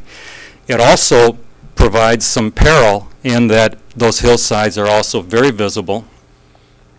And I was just reminded of one issue when Mr. Langle mentioned that if the array is on the hillside and has a wall behind it, and someone standing down on a roadway far away, or let's say a planner trying to gain approval or participate in the approval process for this project, looks up and says, "Oh, it's not that visible," and then from a closer street it is, and the question there is, who's going to make those kinds of decisions? And that's technically, I guess, a very discretionary, in fact, type of decision to make. So just to refer to the letter, we appreciate the value of alternative energy. The one thing we find here that would be difficult with zoning clearance is a lack of notification of neighbors and a lack of a possible appeal process. And we would like to see that maintained while still doing all we can to promote installation of solar energy. One other point I'd like to make real quick is that, screening is usually used on a lot of land use projects to help buffer the impact of whatever the building is, et cetera. With solar installations, screening is a particular issue because you can't put very tall trees around a solar panel, it won't work.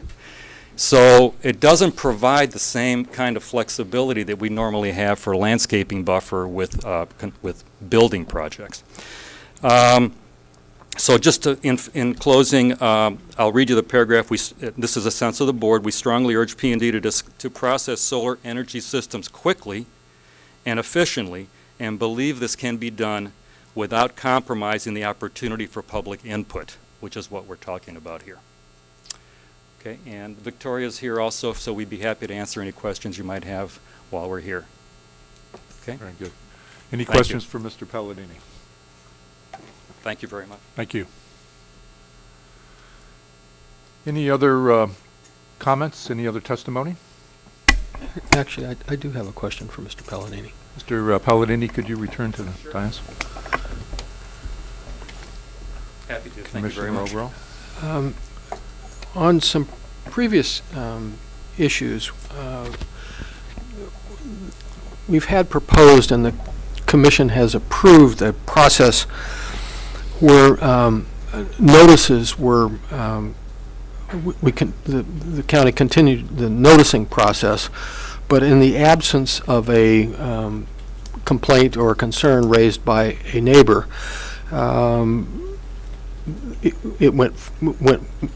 the process went forward and it was approved. And so my question goes to how, if the Land Use Committee or the association had a concern, how much of a concern was the appeal component of the noticing and appeal relationship? My sense is that the notification part is very important because it provides an opportunity for the neighbors and the community generally to obviously more the neighbors, to become better informed and comment on the issues. And basically, I think that would actually lead toward probably fewer appeals because things can be, quote-unquote, worked out before the installation's in. And I seem to remember a comment from Commissioner Gottstanker related to an installation or a proposed installation in her neighborhood that That was not in the Res 40, so it's not applicable to this discussion. Okay, thank you. This isn't just Res 40. Oh, which reminds me, if I may, Chairman, is that the issue of adding another, accessory structure in the RMZ, I failed to mention that. We would see this, although they didn't specifically comment on it, I think we would see that as not being an issue for solar installations, particularly under these circumstances where there's quite a few guidelines for them already. Did it make sense? Where they apply to RMZ, there'd have to be a waiver as an accessory structure. Right. So- They would so they would Miss- be included accessory under this provision. That's what I'm saying. Mr. Chair, just to clarify, there are 3 components to this, and I think 2 of them are supported by the Montecito Association. The first is that accessory, that in the RMZ zone district, freestanding solar panels be allowed as an accessory structure. The second is that those accessory structures do not require processing of a development plan. And the reason we have to do that is because of the state law. It doesn't allow solar panels to be considered with a discretionary permit. And then the third is this issue of compliance with development standards, leading to a zoning clearance process rather than a land use permit process, which is noticed and potentially appealable. And that's in all zone districts, not just RMZ, but in all zone districts in Montecito. Thank you. Thank you. Is there any other comment from the public? Seeing none, I will close public comment, and we deliberate. Commissioner Gotstecker? Yes, and this might seem like a really dumb question, but the zoning clearance is done by the zoning officer, right? Mr. Chair and Commissioner Gottstinker, the zoning clearance is done through the authority of the director by staff. Oh, got it. Okay. Just like a land use permit is issued by staff through the authority And that of the authority director. comes from this commission, as we are also zoning administrators. No, the authority comes from the Land Use Development Code. So the Land Use Development Code has different review bodies for different types of applications, and coastal development permits, land use permits, and zoning clearances are all under the discretion of the director. Okay. Commissioner Idelson, I'm sorry I didn't see your light. Okay. Yeah, I have two questions I want to get clarified, and that is on the design under A. Does that mean that the 120% that we're leaving the determination of the size of the solar energy system up to a contractor that's licensed in photovoltaic? Mr. Chair and Commissioner Adelson, yes, unless we have an expert in solar energy on staff, we would be working closely with the solar energy contractor to provide certain facts as to what is the solar energy output of the system relative to the needs of the structure to which it is accessory. Okay, and the second question I have is under this location, item 2, taller screening and landscaping. It says without reducing the efficiency of the system. So I was wondering, does that, if the screening does reduce the efficiency of the system, does that mean that they can't have the screening? If the screening, if they couldn't provide screening unless it was in a location that reduced the efficiency of the system, then they wouldn't have to do it in that particular instance. They wouldn't have to provide the screening? Right. Now, Okay. again, these standards are all up for review by your commission, and you can certainly make them tighter if you think that's appropriate. I base these on what other jurisdictions already use, and you may feel that a stricter requirement is more appropriate. If we did tighten that up, would we still be in compliance with the state or not? Chairman Phillips, Commissioner Allison, yes. Again, this would still be approved through a staff level or administrative process, and you can just take out the section about if it reduces the efficiency and just have a blanket statement that screening must be provided. Okay, thank you. Any other questions? Commissioner Oberon? Mr. Langle, starting with the 120% figure, what was the rationale for the extra 20%, given that we're trying to minimize the impact on the hillsides? How was that arrived at? Chairman Phillips and Commissioner overall, that was something the existing standard I used actually was from the city of Santa Barbara, which is stricter, and it says no more than 100% of the energy needs of the structure. I put put in the additional 20% just as a buffer, I guess you would say, so that the system could be would generate more power than was necessary. But again, this power goes back into the grid and would then achieve energy reduction, or it would reduce the fossil fuel consumption of whatever that utility is that generates the power. If you feel that you want to restrict it to 100%, that's certainly fine. Again, it was just sort of a buffer that the system could be, less efficient on certain days when it's cloudy, but still provide the power necessary for the house, and more efficient on bright sunny days, and produce additional power that would go back into the grid.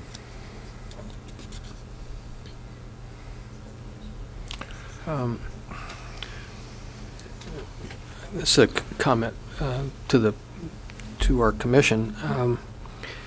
Since I think these design standards are really critical, I would feel better if we could take a brief recess and I could spend a little time focusing on them and seeing if there's anything that I want to suggest that we haven't covered, rather than trying to do it on the fly here.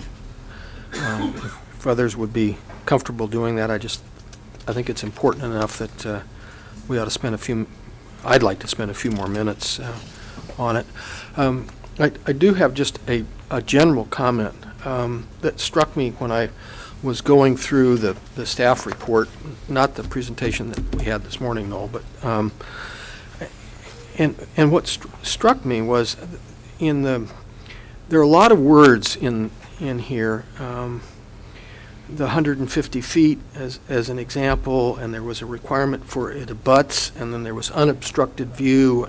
There are a number of terms in here, and I found myself wondering what takes primacy here. Is it the protection of views, or is it the installation of the solar? In other cases, we have a statement of overriding purpose, if you please, that really kind of dictates what we can do and can't do. And I found that missing here in terms of, since much of this is open to interpretation, what is it that is to guide those who interpret as to what's the most important? And if you'd care to comment on that, it might be helpful to us. Mr. Chair and Commissioner Overall, I think that's a very good question, and I think what we're trying to do in these development standards is balance the two, providing for solar installations without notice and appeal that meet these particular requirements. So, obviously, these provisions are intended to protect public views and adjacent properties, but the overarching purpose is to support installation of solar. So it's really trying to balance those two. Yeah, I'm worried there will be a very certain certification that if this structure is anywhere else, it will lose a percentage of efficiency, and therefore screening and searching for another location will not, need not happen. When we look back at the cell towers, the federal government mandated that we were precluded from discussing radiation. But they were very clear about keeping that visual component local. If it offended, we could preclude it.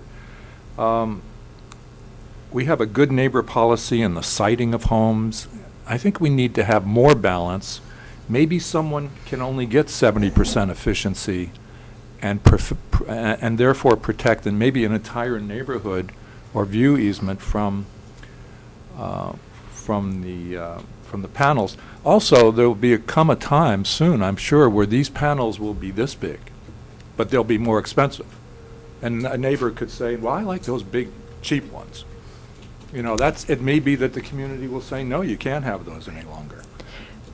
Mr. Chair, just as a reminder, We're not saying every single installation has to meet these standards. There is an option, and the option is you process your solar panels through a land use permit. So if we get to a place where we're reviewing an installation and they meet 4 of the standards but not a critical, well, any of them are critical, but not one, then they're automatically bumped up to a land use permit unless they can figure out how to comply with the development standards. So we're not saying, well, we're going to try and kind of balance in and amongst these development standards and see if we can make something work. If it doesn't meet the development standards, it doesn't meet the development standards, and there's another path available to them. So a property owner may say, you know, I wanted to install a system that was 100%, but in order to meet the development standards, I have to reduce it to 70%.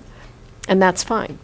The alternative is they process it as a land use permit and see if, you know, anybody's concerned about it.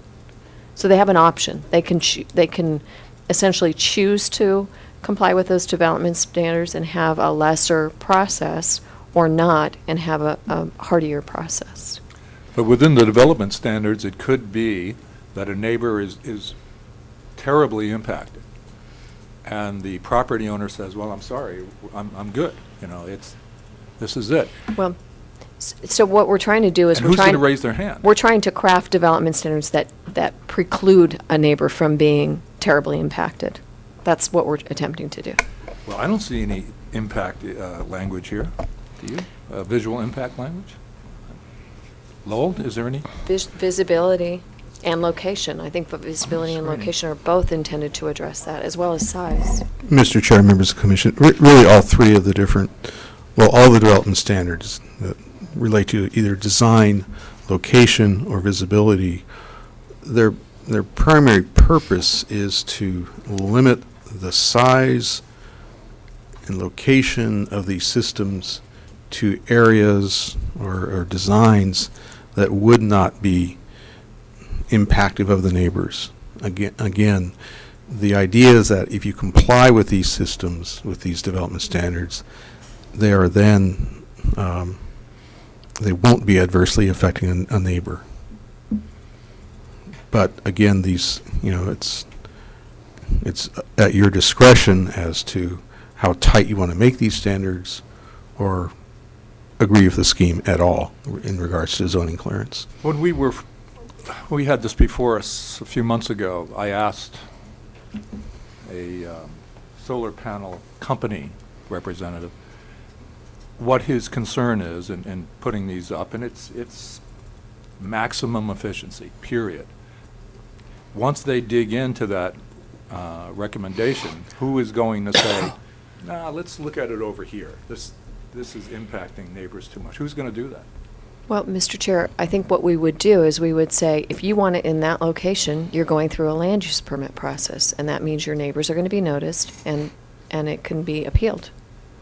That's what will happen. We'll say, if you choose to do that, then that's the consequence. If you want to try and comply, you know, to comply with the development standards, then it either needs to be moved or screened, or whatever development standard they're not addressing needs to be addressed. So Mr. it's Chair. really providing them a choice. I think, Gostick. yeah. I think also in these discussions that we have to keep in our, like, what keeps popping up in our minds is our visual image of these things. And we have to keep remembering that given the zone district we're dealing with, we are dealing with 40-acre lots. It is unlike, or more. RMC, resource management. But, Mr. Chair, just a reminder, we're talking about zone districts throughout Montecito. Oh, I thought this was just for the RMZ. No. Oh, I apologize. That's what I clarified before. So, in the RMC zone district, the 2 changes are allowing them as accessory structures, no development plan, and then these development standards would apply throughout. Okay, got it. Okay, then let's take a 10-minute break Even and in the figure this coastal out, zone. because I was going in a completely Coastal different zone? direction. No, coastal zone. Michael, I think. I'm sorry, Commissioner they're Burrow. still I do have development. one more Still question. across the CPP. On the issue of design, it says that the proposed system is no larger than necessary, and also that reasonable steps will be taken on the site to reduce electrical use. there's really no way to monitor that, or do you have some way in mind to monitor, to make sure that they are in compliance with keeping electrical use down? Mr. Chair and Commissioner Burrows, this would be something that would be determined at the installation of the system.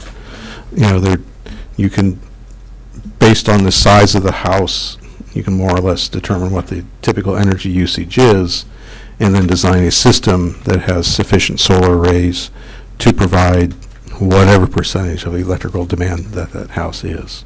So I assume then that the solar system would supplement, in some cases, Edison.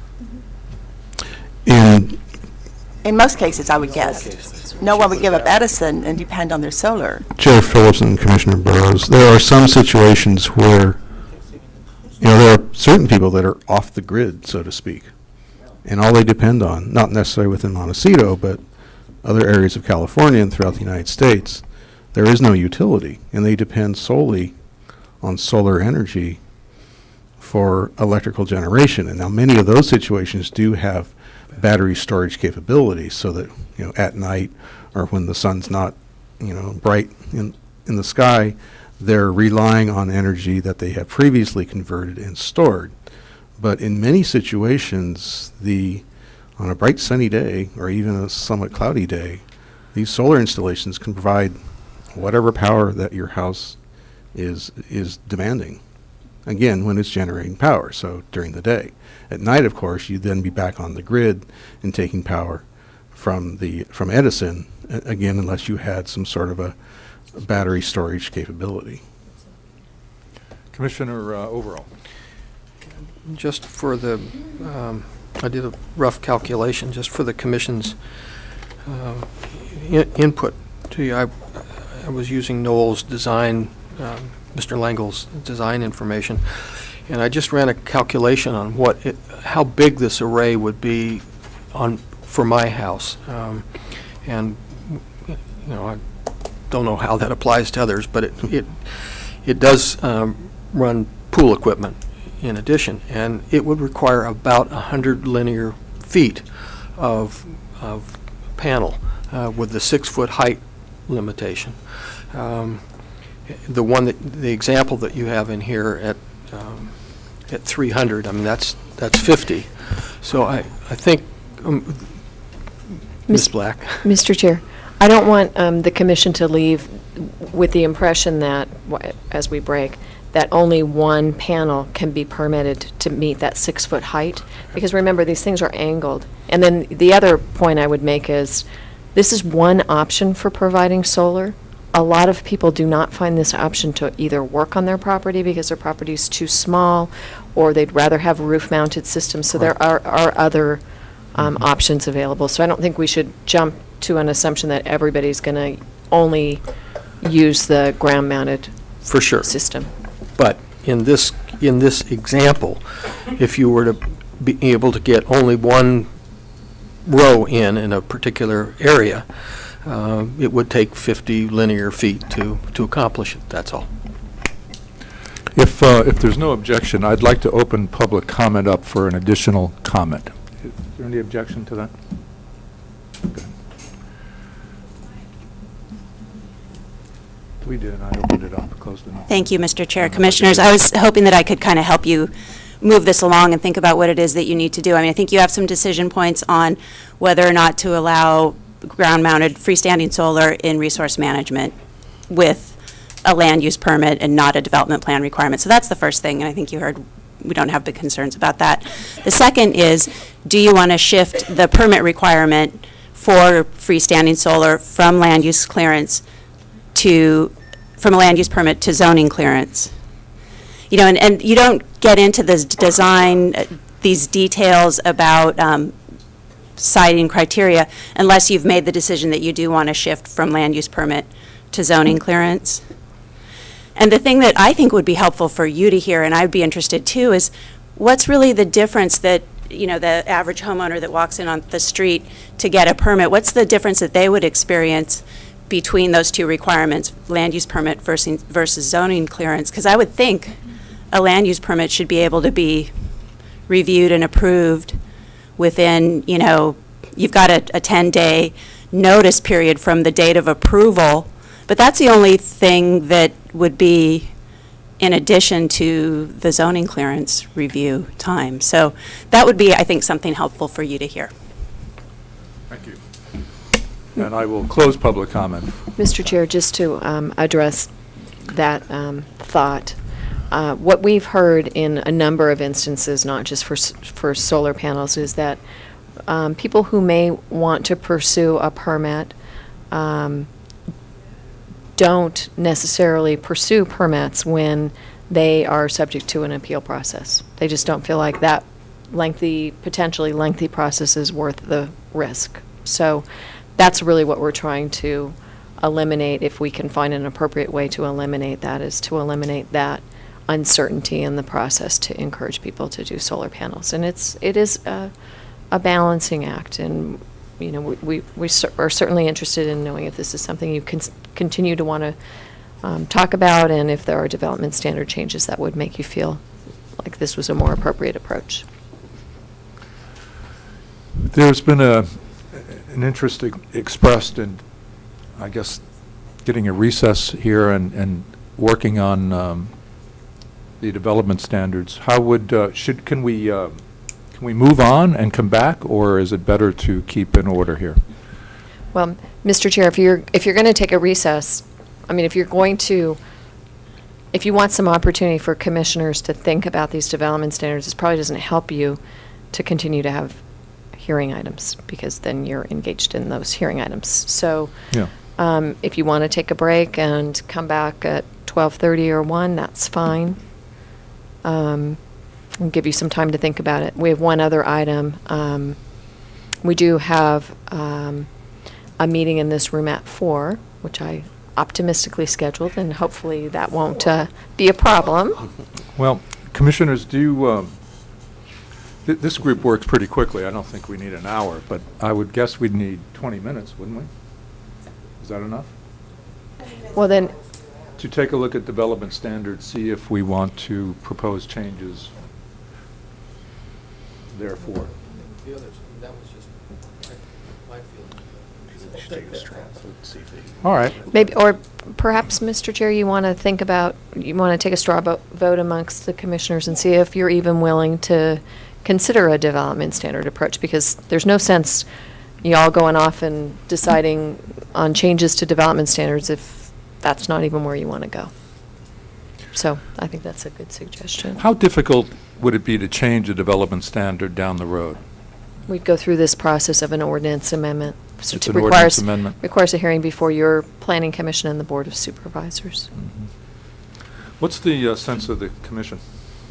Can we go forward right now, or do? Why don't we take like a 15-minute break? All right. And then come back? Is that all right? Sure. Let's do that. That's fine. Let's be back at 5 minutes of 12. Great, thanks. Good.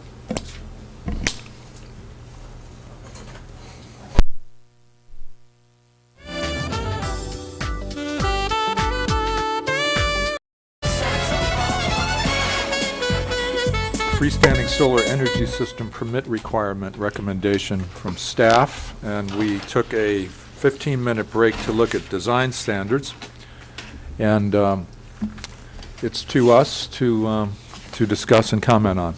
And we have a light, Commissioner Burrows. Thank you. First of all, I am very supportive of the solar energy systems. I think that they are something that, as a public policy, that we should do everything we can do to encourage.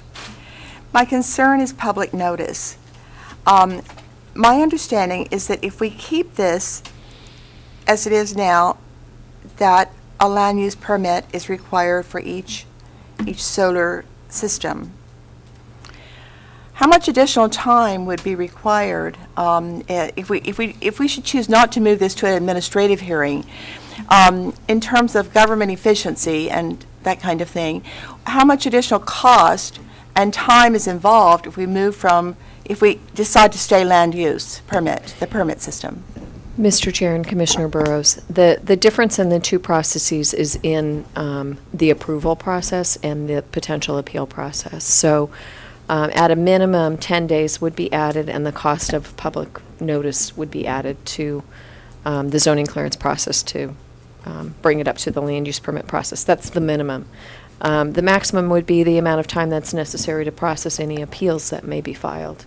And that could be, months, many months. How many solar systems are currently in Montecito? Freestanding? Yes, Commissioner Burrows? freestanding. I don't know. A handful? Probably a handful. I don't know if you have better information. Very few. I think the use, Mr. Chair and Commissioner Burrows, I think the use of solar systems is growing Yes. again. I mean, it was a fairly popular method of providing electricity some years ago, and I think it's become, again, a popular method. Would it be acceptable, and would we, could the county notice an application for a solar system by one of the signs that we discussed in our next, without a full notice? In other words, if there's going to be one on my neighbor's property, one of the signs could go up, and there would be a limited notice. Is there such a thing as a limited notice? Mr. Chair and Commissioner Burrows, there is currently not any permit that we notice that is not appealable. And I think when you notice a permit, the expectation is that if issues cannot be resolved, it's appealable. So, we'd be forging new ground. Mr. Overall. After some consultation with Ms. Black and reviewing the design standards, I would just express to my fellow commissioners that I think this is a motion that I can, an initiative that I can support, with some changes to the design standards, which if others concur, we can get into. I think the thing that was most troubling to me, as it is to, I think, to Ms. Burrows, was the issue of noticing. And Ms. Black suggested to me, she asked the question, if I were applying for one of these, would I contact my neighbors? And the distance is such that, truthfully, I might not. And on sober reflection, I think that's probably not the right response. And I should make an effort to do that. And I think it would be a mistake to hold the process of the county hostage to slothfulness of individual homeowners who don't want to make the effort to be good neighbors. And so how do, I guess the question comes, how do we assure that that is done? And the response that I got to a question was, if I were to submit a request and I provided certified mail certificate that I had mailed to them, or an affidavit that they'd received it, or a response from them, or whatever, that probably ought to kick me in the backside enough to, instead of doing the mailing, picking up the phone and contacting them. So I think we can do things in the way we craft this that will encourage people to do what they should do, which is be good neighbors. If you're going to put an installation in, contact the people that are likely to be affected by it and see if there are any problems with it. So I think we could attach to this the requirement that the applicant provide proof that they have notified their neighbors. That doesn't put the burden or the legal process on the county, P&D. It puts it on the owner. So if we can craft that in a way that others would concur with it, I could see trying to streamline this process in a way that would make it work. So, Notify the neighbors even though it's within the development standards? well, the issue is what process is going to be used for the approval.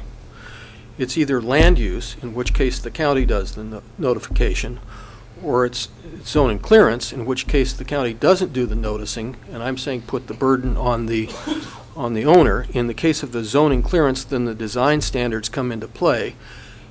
If we use the land use permit methodology, while the design standards are interesting, they're not, they're really not relevant to what we're talking about. So, Mr. Chair, maybe I can summarize. I think what Mr. Overall is suggesting, I think he's suggesting that as a submittal requirement, when somebody's applying for a zoning clearance for a freestanding solar panel, that they provide an affidavit that they've contacted their neighbors.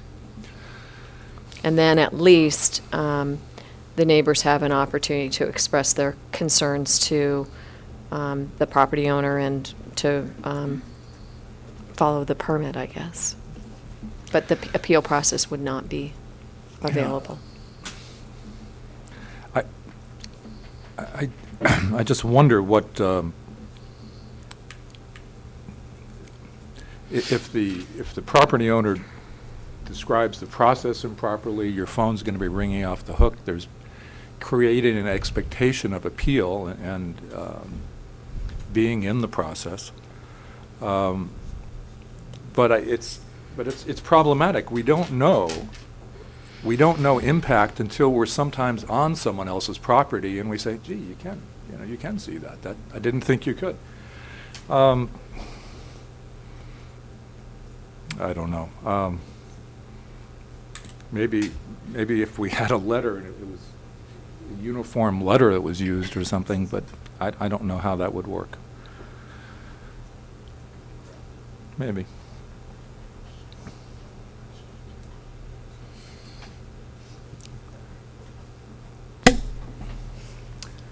Commissioner Idelson. Yeah, I have a little problem with a letter like that. First of all, I wonder, let's suppose the neighbor is noticed, but the neighbor is not in agreement, and maybe you have 4 or 5 neighbors, and pretty soon they're redesigning your system. That could make for a very awkward situation. So I would not be in favor of that.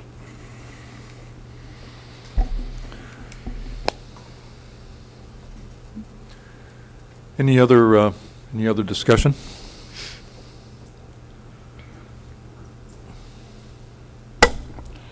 I remain on the side of full notice and the land use permit for this. I just think that people are entitled to know when something is going to happen in their neighborhood, which directly could potentially affect the value of their property and their enjoyment of their property as well.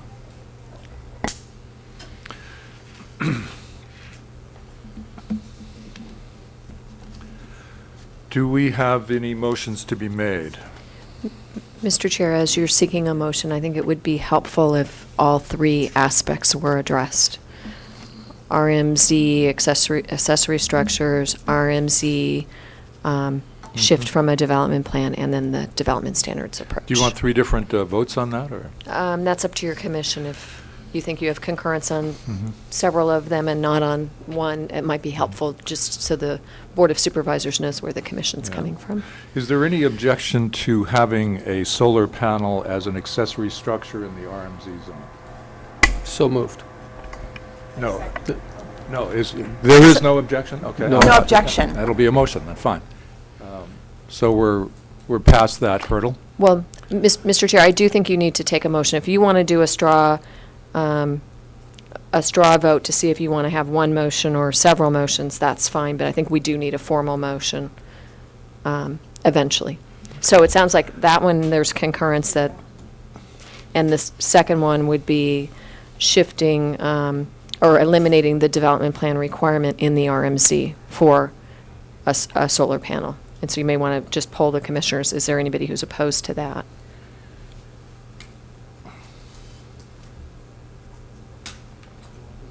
No opposition?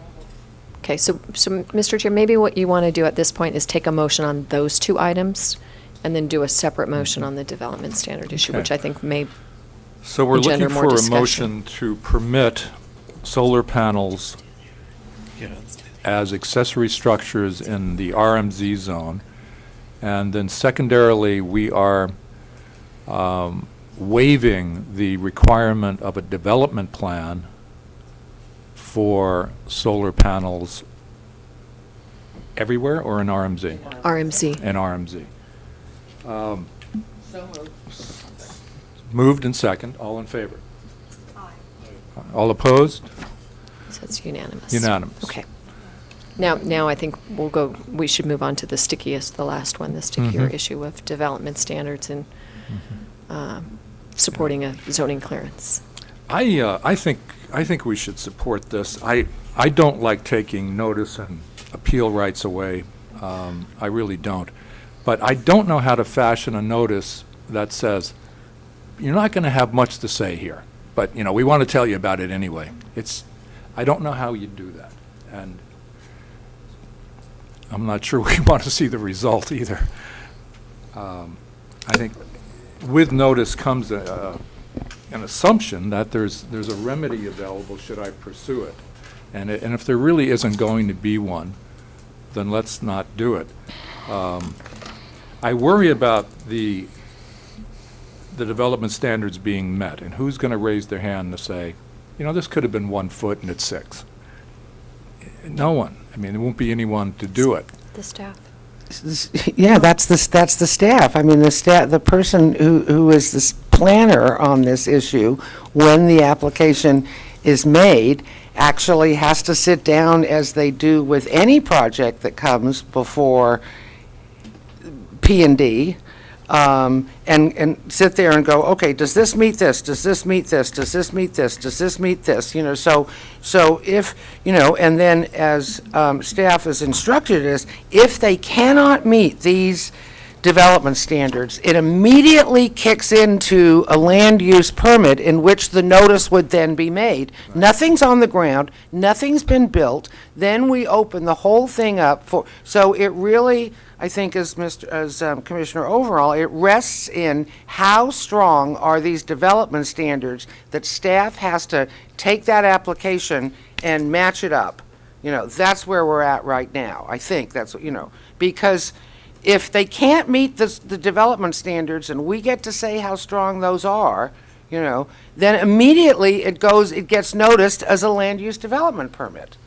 So for us, it's like making sure these development standards are as strong as they can possibly be right now. To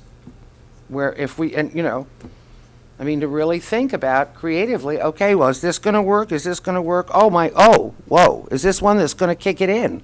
Well, maybe this needs to be made stronger. Like if solar panels are visible from off-site, the solar panels are not located within 150 feet of the dwelling located on the other lot. Well, how about if we make that 100 feet?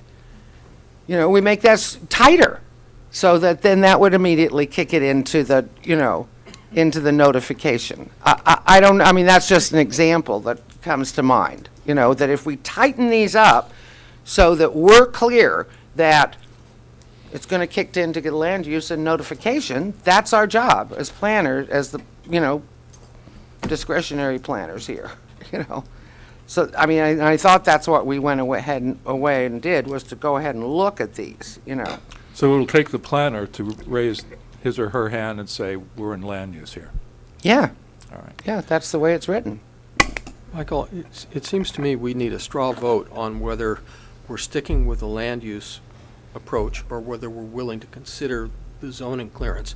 If the majority says the zoning clearance, then I think we need to spend a little time going through these design standards and saying how, if at all, would we revise them. Is there the sense of the commission that a zoning clearance would be not supportable? Is there anyone who feels that? Yes. Mm-hmm. Commissioner Arnoldson? I don't know. I think I could support a zoning clearance on this if the standards are tight enough. Okay. I think they're qualified to And make we have those a yes, decisions. both of you. So, Do we have a recommendation to change the proposed development standard to accomplish the zoning clearance? Any language? I'd like to go through it and just offer some thoughts, and I think we really ought to leave it to staff maybe to do the final crafting of it. So I guess I'd start of today's presentation that Noel handed out. It limits the output to 120%. I understand the flexibility that was built into that, but I guess I'm thinking of the hillsides, and I'd really like to see it reduced to 100%. And then, Commissioner, can I speak to that? Certainly. In many communities, and one I used to live in, excess solar was plugged back into the system and your meter went backwards. That might happen here someday, and that would be an incentive to have solar panels, to have that extra 20%. Mr. Chair, I want to clarify a statement that was made earlier, and that was that you essentially couldn't bank solar, and actually, I think the way you've described it is exactly what happens. If you generate more solar and more energy in any period of time than you're using, it does go into the grid, and your meter actually does run backward. So you can use it in time frame or time periods where, nighttime or whenever solar isn't available. But what doesn't occur is at the end of the month or 3 months, you don't get a check from Southern California Edison saying, well, thank you for creating excess power. Here's your check, paying you for that. For billing purposes, it can't be less than zero. So there's really not a monetary incentive to design a system that's more than 100% of your need, because you're not going to benefit from it monetarily. Now, there may be some people who think, well, I want to put in 120% just because I think it's the right thing to do to generate a bit more power. But I don't think people will have that monetary incentive to do so. So, just information. Just information. Right, unless that changes. Well, to continue, I would suggest, I'm thinking principally RMZ here when I'm saying 100%, because I'm thinking of the visual impact. I'd also like to see us limit the number of square feet of a solar array panel to be not larger than and I'll use for one of a more informed number, the 300 square foot panel that Mr. Langle has suggested in his example here. I think we could make exceptions to that, and I haven't come up with a except. Well, then it would be a land use permit. So if they exceeded 300 square feet, it would be a land use permit. That's good. I thought on the, let's see if I can do it. On the page with location, it says screened from unobstructed view. I think the word unobstructed is one of those things that's going to be subject to dispute if it comes to that. I'd like to. How do we define unobstructed? Is it one tree in the middle of, or one bush in the middle of the view?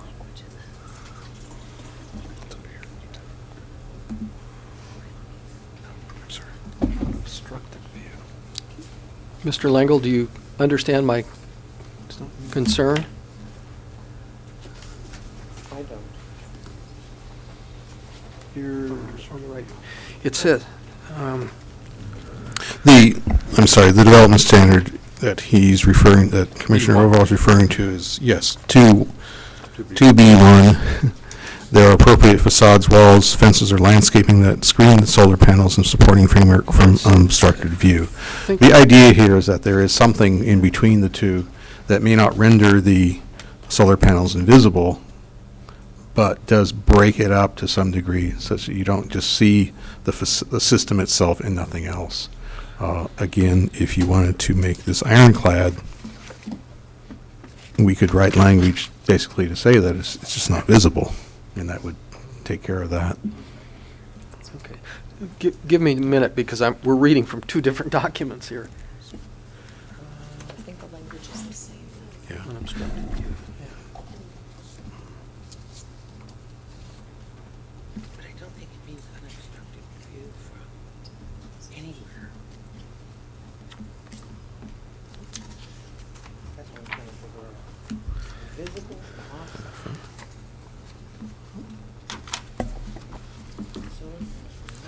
Mr. Langle, would screening on the north side ever reduce the efficiency of a system? Commissioner Phillips, Chairman Phillips, when I saw that, I'm going, that's probably not going to ever really happen, since unless the sun moves as to how it passes by the south coast here. So, no, I think that is superfluous language, really, regarding the efficiency. The only time it could, I guess, if it was so tall that it cast a shadow on the location where the system is located. This language is, I'm afraid it impacts the whole development standard feel. And if the planner is simply looking for the maximum efficiency, he or she may miss some other things that the community finds valuable as well. It'd be nice if there was more of a sense of balance, that we're balancing efficiency with community impact. From roads, from trails, from neighbors.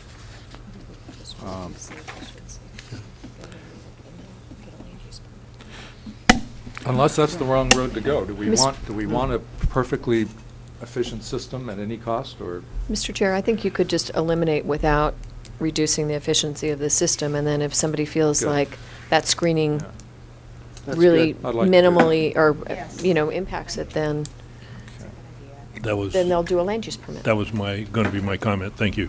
Okay, let's do that. Mr. Langle, on the visibility section of your handout today, and sorry I'm not picking it up real quickly. I can't see it in the design part. Oh, I'm sorry, it's in here. Thank you. The business about installed within 1 foot of the natural ground topography.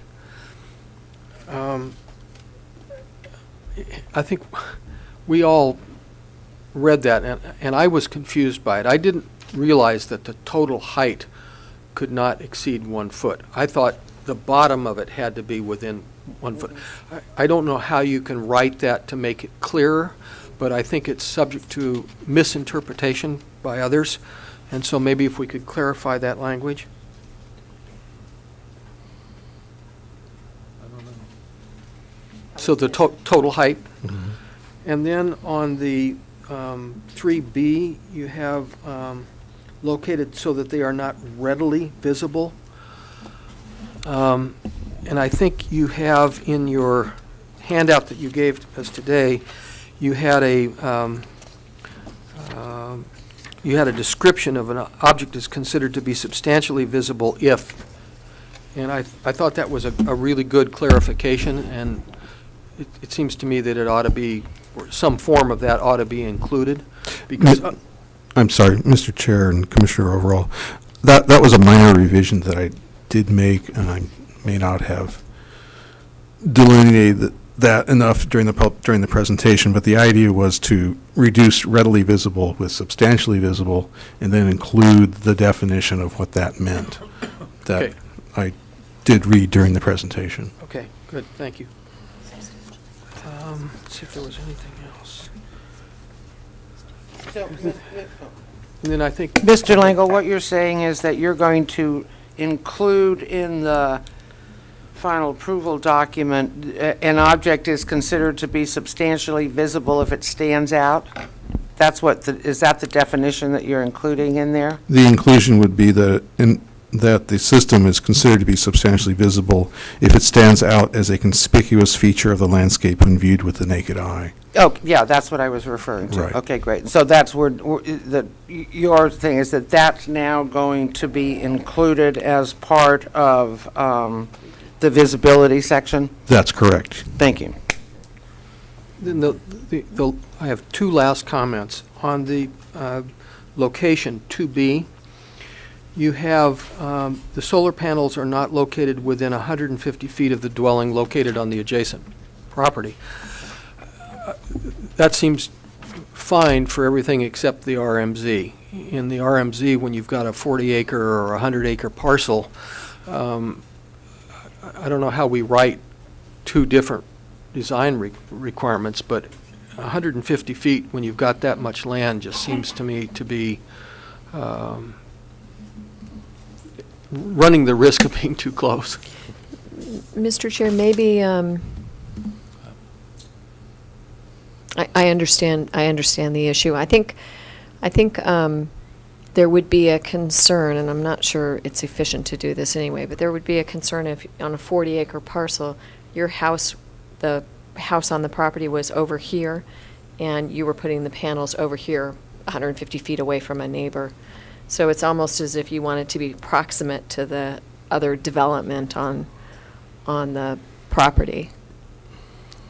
It probably would happen anyway because it's expensive to run the. Exactly. But Yeah, that's what I was going to say. I mean, the thing is, I think it will probably work out. Yeah, and that's also where that 120% makes sense, because there is the further away your panels are, there's a drain in what you're delivered Right. to the structure. You know, and that 5%. 20% there actually kind of gives one a property owner some fudge room, in that they'll get 100% of what's being delivered, because the 20% has gone to the drain in the system. I mean, that's that's, that was the recommendations that have been made to me. I mean, I've run on solar for years. I mean, none of these issues are an issue for me, and they're not an issue for any of my neighbors, So, I mean, and we're big solar users up there, and we're going to be bigger solar users because there's some people that can't get underground electricity in the T-Fire area. So this is really important, And, for me, I have, first and foremost, I've got to consider, ordinances that are really going to impact people, that we make at these decisions, not look, it's great for people to go, oh, well, I don't want this. But what happens to the people that literally need these things, that literally need these panels, in order to be able to build a house? And I mean, like, quite frankly, they're going up right now, whether this passes or not. They are. People are putting up panels because they can't get Edison to put the poles back up. So, I mean, I'm voting for this just as it is, So, Mr. Chair, I think that issue will probably work itself out, just from the practicalities of installations. And then the last thing that I wanted to reiterate was the encouragement for the applicant to notify us or contact neighbors, as we discussed earlier. And Mr. Chair, I know that's something that the Montecito Association certainly promotes, good neighbor policies. I don't know if you need something specific in this particular ordinance, or if the commission wants that, or if you just want to continue to work with the Montecito Association to continue, to encourage people in the area to. I understand Jack's position, and I do support it, but I don't want to be in a situation where I never got called, and, Yes. they didn't tell me. Yes, I agree as well, and I think that it's an admirable goal, but it seems a half measure, with no enforcement at all. Maybe the Montecito Association would be able to provide some of that. I don't know. Any other comments, commissioners? Any other sense of? So, Mr. Chair, if I could make a suggestion, what I'd rather do today is have Noel go put this into revised ordinance language so your commission can take final action looking at the language. So we aren't delayed in getting through the County Planning Commission and the board. So if Conceptual vote, or? you can just trail it, and Noel will come back All after right. we do the workshop on noticing. Agreed? Is that Yeah, okay? the only other thing that came to mind, is there any way, given that this board here acts as the zoning administrator? We are, right? We're the zoning administrators, right? That could be something put in here where we at least are noticed that these have been approved or signed off, just so we know what's going on. See, I mean, we're kind of flying in the dark here. We Mr. don't, like, you can't even tell us how many there are. Mr. So if Chair. we at least knew what was coming, like, for the next year, like how many permits have been granted, how many clearances have been granted, then we would really be able to kind of look at this at a later date and go, well, this is not working. I mean, it's like there's too many, and staff is not doing what we thought they were going to do, like that. It's just, Mr. Chair, we can certainly provide you with information. It wouldn't be a notice in advance necessarily, but information, yeah, briefing. Sure. then we could look at it again. Sure, we'd be- If what we've done is actually working. Mhm. And that way neighbors would hear it if they're watching the show, they'd hear it. Yeah, that's right, both of them. Very good. So do we need a motion to trail? No. Any objection to that? Okay, we'll move that on and we'll trail it. We're going to trail it until after your last discussion item, your last Oh, workshop. today. Today. Oh, today, okay. Oh, yeah, Good. today. All right. Noel's going to go work on these, bring them back for your my magic. final review. Okay. I just think it's important that you see the actual language to make sure we've really communicated your intent. Great. So we will. So do you want to take a short break for lunch? This workshop's probably going to take, I don't know, at least a half an hour, if not longer. Can we take a 5-minute break? We can take a 5-minute break. Let me ask how people feel about moving through this and lunching later. I need to move through. It works for me to move through because I have to leave by about 1:30. Are you going to need a vote on the noticing? Mr. We'll Chair, need a no, it's quorum, just a but not a vote. workshop. It's just a workshop, so we won't need a vote, but we will need a vote on the solar ordinance amendment. So why don't we just take a few-minute break, like a 5-minute break, and we'll set up for the noticing workshop, and Noel will go work on the solar. Okay. Good. How about a Let's do 10-minute that. break? 10-minute 10-minute break. Thanks. 12:40.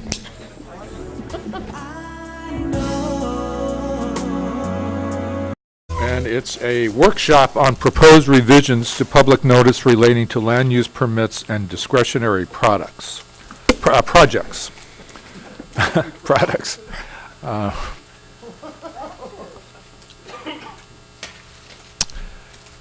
Ms. Black, would you want to introduce it, or Jessica, do you do that?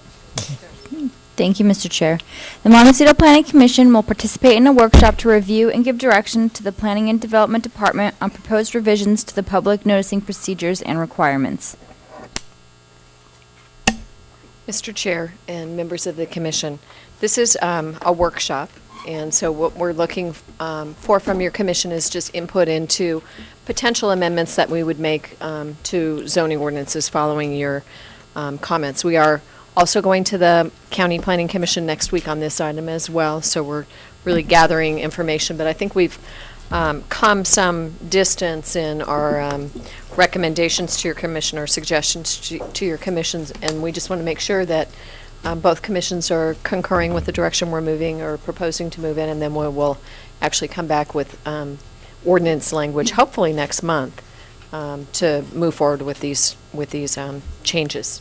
So we're really just looking for informal input today, and we'll bring back ordinance language at a future date, hopefully in March. Thank you. And I think Ms. Saley will go through the presentation and lead us through this item. Thank you, Mr. Chairman, members of the commission. The purpose of this workshop is, as Ms. Black said, to talk about noticing. And what we'd like to do is really improve the posted notices that are placed generally at the street when a land use permit, coastal development permit, whatever, is proposed. And they're 8.5 by 11 white sheets. They're pretty easy to miss. People get somewhat creative in their placement sometimes. And the consensus is this could definitely be done better. So improving the notices is our fundamental goal, and everyone seems to agree that earlier notice, better notice, you generally end up with a better project in the end, and you actually end up with fewer appeals, or that's the theory. Related to that, we'd like to try, or what we're proposing is a 1-year pilot program using the Montecito area as our pilot area, and a lot of that is because Montecito has its own zoning ordinance. It's a discrete area. It really is the easiest area to define, and always when we do these changes, we try to employ the KISS principle, keep it simple if we can. So that's a lot of the reason why we're recommending Montecito be the pilot program area, and also there's quite a bit of interest in the Montecito area, so that also made sense. Related to noticing, we have two other, numbers 3 and 4 here. We want to standardize and improve the land use permit and coastal development permit notices, and we also want to make some changes to the discretionary noticing that we think will help the process. So that's the broad overview, and then I'll run through these. First, a bit of background. Back about almost 4 years ago now, the board reaffirmed the ongoing process improvement effort, specifically the work of the Process Improvement Oversight Committee continues to meet monthly, and that's where many of these ideas are born and brought forward. The goal being to make the process more efficient, but still maintain the quality of development. And in, I think it was early 2006, we made pretty major wholesale changes to the LUP noticing. Previously, it had just been a posted notice. We added mailed notices to that. We made some other changes, and we have made these incremental changes all along. But what we're talking about here is, we believe, more significant. This is a sample of a posted notice on a house. That happens to be my house. I put that up there just to take a picture, and it was very interesting watching my neighbors walking dogs and such, because they didn't really want to walk onto my driveway, and you could see them wishing they had binoculars so they could see what the notice said. And that's some of where we're coming from here. We can do a better job of that. The requirements are within 15 days of filing, and LUPs are typically simpler projects. The notice has to go up, and at least 10 days prior to when the decision is going to be made, and then through the appeal period. So we're proposing to maintain those requirements, but before the decision's made, a neighbor would be noticed, and then through the appeal period. One of the things we'd like to change, these two maps show the two different types of land use permit notices.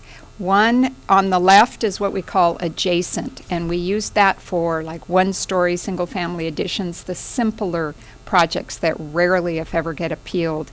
And then the 300-foot radius are for second-story additions and the kinds of projects that on occasion do get appealed. And again, in the interest of standardizing and making things simpler as well as providing better notice, we'd like to make all LUP notices go to 300 feet. And some of this is at the request of the mapping staff upstairs, because it's far simpler to just program for 300 feet than it is to sit there and go, is that parcel adjacent? What do you think? And it's just simpler, and it provides better notice. So that's one of the things we're talking about. For coastal permits, very similar to LUP noticing, 300 feet for owners. Also in the coastal zone, tenants within 100 feet are noticed. What is usually done is a second, like half set of labels are run, and it just says tenant. So if you're an owner occupant you're probably going to get 2 notices in the mail.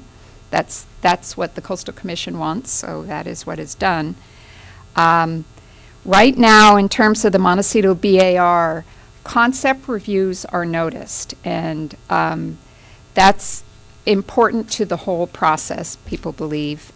Usually, if there's a land use permit, coastal permit, some other application, those 2 are noticed together. Ideally, that's the case. Doesn't always happen because applicants sometimes wish to sort of test the water very early. Just do a concept review. The notice informs neighbors that this review is occurring. The burden is then on the neighbor to follow up. But that's something that we think the posted notices will help. There'll be more information available for a longer period of time. Discretionary notices mailed to everyone within 300 feet. That is the state noticing standard, and it's used at most jurisdictions. Legal ad, if there is a negative declaration or an EIR, there is notice sent for that. But one of the comments about discretionary permits is that an application may be in the works for quite a long time. I mean, in Montecito, there tends to be better sharing of information, but that's not necessarily the case elsewhere. But it's relatively late in the process. If there isn't a negative declaration or EIR, the notice would arrive in your mailbox 10 days prior to a hearing such as this one, and a lot of work has gone into that, and it's conceivable people in the adjacent area are not really aware of that, or someone has just moved in, bought a house, but their name does not appear on the county assessor's rolls yet, so they wouldn't have received notice. There's always a bit of a lag time there. So that's one of the things we'd like to talk about as well. The items that we're hoping to get direction from you on are these 4. The first is the pilot program, using a sign, and we'll show you another suggestion than the yellow one that City of Santa Barbara uses. For land use permits, coastal permits, discretionary projects that come before your commission, and Montecito BAR concept reviews. So that's the pilot program. It really relates to the posted notice and the appearance of that notice and how visible it is. Coastal permits and land use permits, the one change that we'd like to institute is on the rare occasion, although probably more common in Montecito, where you have a through lot that has frontages on 2 different blocks. We're not really talking a corner lot, but 2 frontages. We believe it's really prudent to post a notice on both of those frontages. And we don't think it's necessary on a corner lot. You can place the notice right there. That is overkill, and there is a nominal cost associated with these, and we don't want to burden people with that. But we believe it's merited when you have 2 separate frontages. The number 3, the land use permits. We'd like to standardize the noticing at 300 feet, get rid of the adjacent. And we'd also like to switch back to having planning and development staff handle the noticing.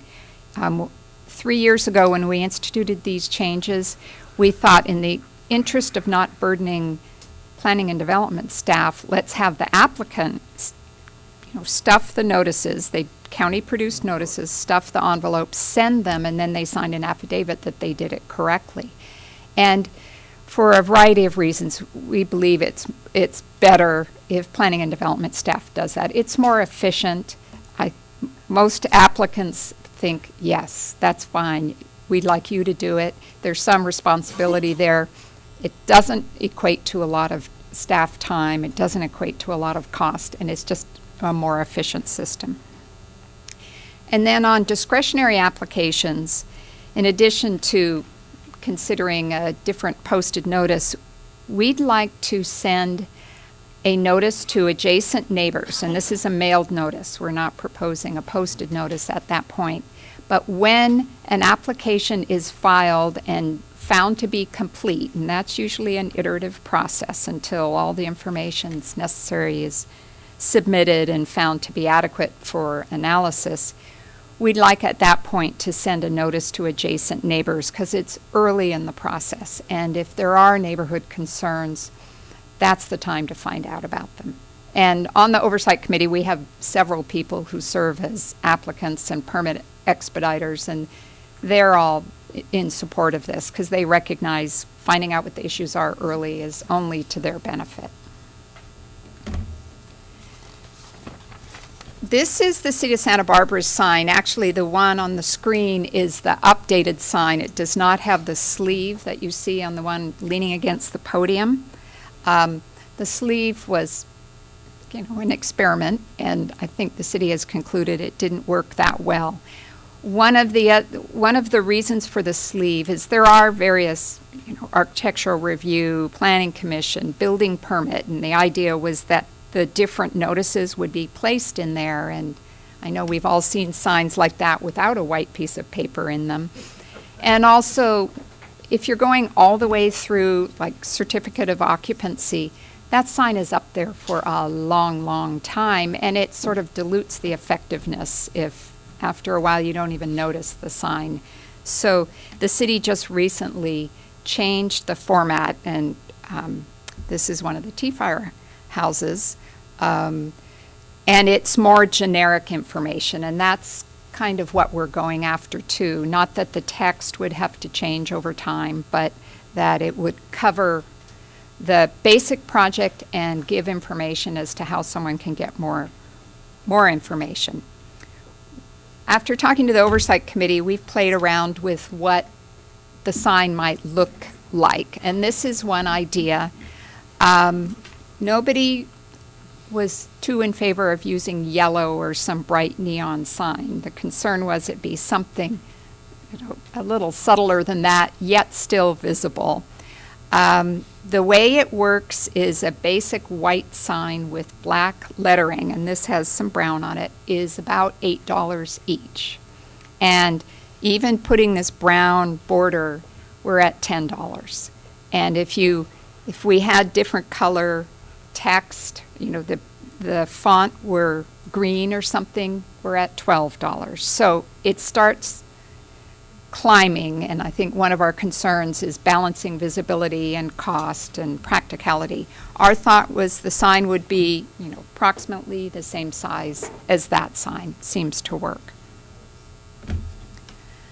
So the pilot program, and this really relates to these posted signs, is to use the posted sign right at concept review for Montecito BAR. So neighbors, somebody walking their dog who lives beyond whatever the noticing distance is, they would know that something is proposed there, and there'd be contact information. We are also proposing that for land use permits and coastal permits, the same notice be posted, and where there's through lots, notices on both sides. For items that'll come before your commission, we're proposing that once the application is deemed complete, that a mailed notice would go. And we talked about posting a notice, and I'd be interested to hear your thoughts on that. But a project can be in the process for a long, long time, and we didn't want to have a notice up for discretionary projects for a year or whatever. Again, we don't want to make these too common such that people don't pay attention to them. So there's a balance. And in all cases, the notice would remain posted through the end of the appeal period, and the idea it would come down then. So the main considerations that we felt, and we'd like to hear if you agree, is some sort of aesthetically pleasing sign, and a little less noticeable than the bright neon yellow. And those certainly work. No one can question that. Removing it at the end of the appeal period, not sort of getting people so they're immune to the effect of these signs. Basic text and contact information. So we can give them the website where they can go in and put an address, which will be on the sign, and they can find out where it is in the process. And planner contact information is always important. And we'd like to do this for a year. We talked 6 months. We thought a year is more realistic once it would be implemented, 1 year from then. And then the metrics to evaluate, we thought, I mean, it's going to be somewhat anecdotal. You can't look at appeals and say, yes, there's more or less because of this. You can't pin that down, but you can talk to planners and say, and ask them, how did you find out about this? Well, I noticed the sign. You can the counter staff will have a good idea as to how much difference this has made. And then we can see the number of hits, the website where you can put in a project address. From that alone, we can see, is there more use of that website? We would expect so. I mean, that's why it's there. So to close, we're looking for comments on the idea of the more visible posted notice and applying it for land use permits, coastal permits, discretionary projects, and Montecito BAR, and evaluating it, and any suggestions you have how to do that, we'd love to hear. Coastal and land use permits, the 2 notices where it's 2 separate frontages, changing all land use permits to 300 feet from adjacent and 300, and having planning do all the noticing. And then lastly, the main change would be a mailed notice for discretionary projects once they're accepted for processing. And then when we get there, we can talk about the next steps. Happy to answer any questions. Commissioner Idelson, I think you're up. Yes, thank you. Yeah, I think this is an excellent idea. I really do. Posting, there's something about having a visible sign that's identifiable on the project site when people either drive by or walk by.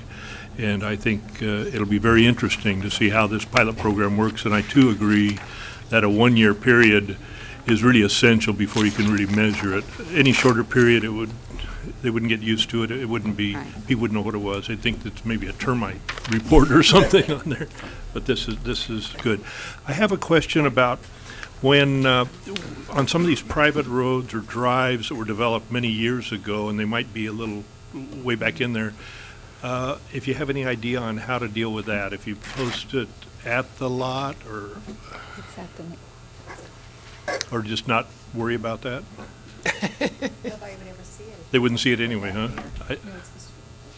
Street level?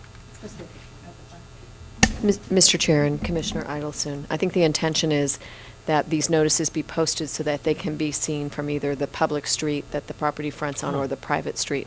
So the intention is not to have it, just stuck somewhere on the property where nobody would see it. It's supposed to be able to be visible from people passing by the site. Okay. One more question is, yeah, what would it be supported on? What is the support system? Is it like 2 posts or something? There's metal, I think, stakes of some sort that keep it rigid. Ooh, okay. It's not much. They actually, Mr. Chair, they do stay up. They stay up for a very long time right now, and that's what we're trying to prevent, is for having them up forever. 1 second. Commissioner Gostinker, did you have a question or comment?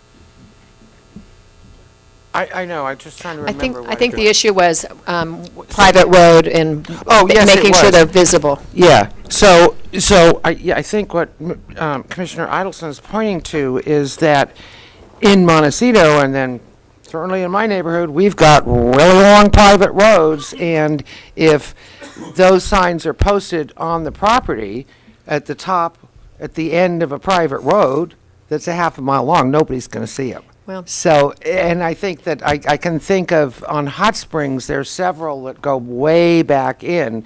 So is there some way of kind of combining the thought that Pat Saley has come up with, of this through thing of like one being on the property and one being on the public street that private road serves? Mr. Chair, we can't require people to post them off of their property. So the sign will be more visible than the sign is now. Yeah, and we're fine. still doing the mailed notice at the beginning. So this is intended to try and catch everybody. So those people who live in the area would receive a mailed notice, and those people who are maybe occupants, renters, or that belong to a family trust and they don't necessarily get the mail for the property would be able to see them if they walked by. So And then I have We're a doing cou- the best we can. I have a couple of other questions. Pat, you said the signs cost approximately $10. Is that the applicant that pays that or the county that pays that?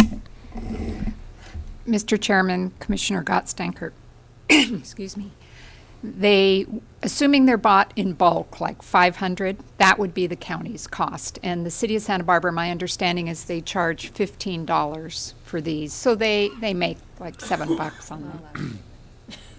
Well, that's what I was told the cost.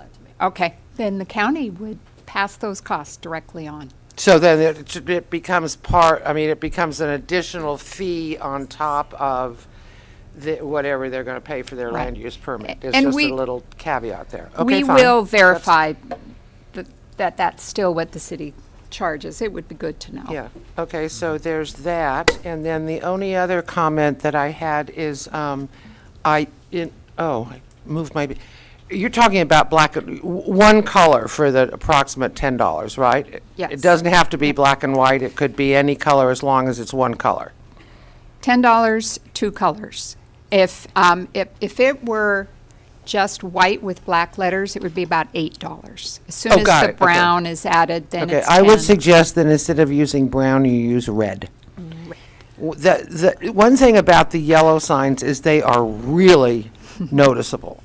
I mean, and I know even in the city, there's people that don't like that, But I think if this had a red border rather than a brown border, it would kind of go, oh, whoa, there's a sign. It's not just something. That's a small issue, but that's it. Okay. Commissioner Burrows. Thank you. Not to get into personal taste here, but would you accept a green border? Because red is a color that All right. alerts people. All right, I'm let's go. looking for, that's why the brown didn't work for me, because it doesn't make you kind of, All right. You know. My other question is, so you have, if it's a through lot, you have notice on both ends of the lot. But if it's a lot with a big circle driveway so that you have two, you only get one?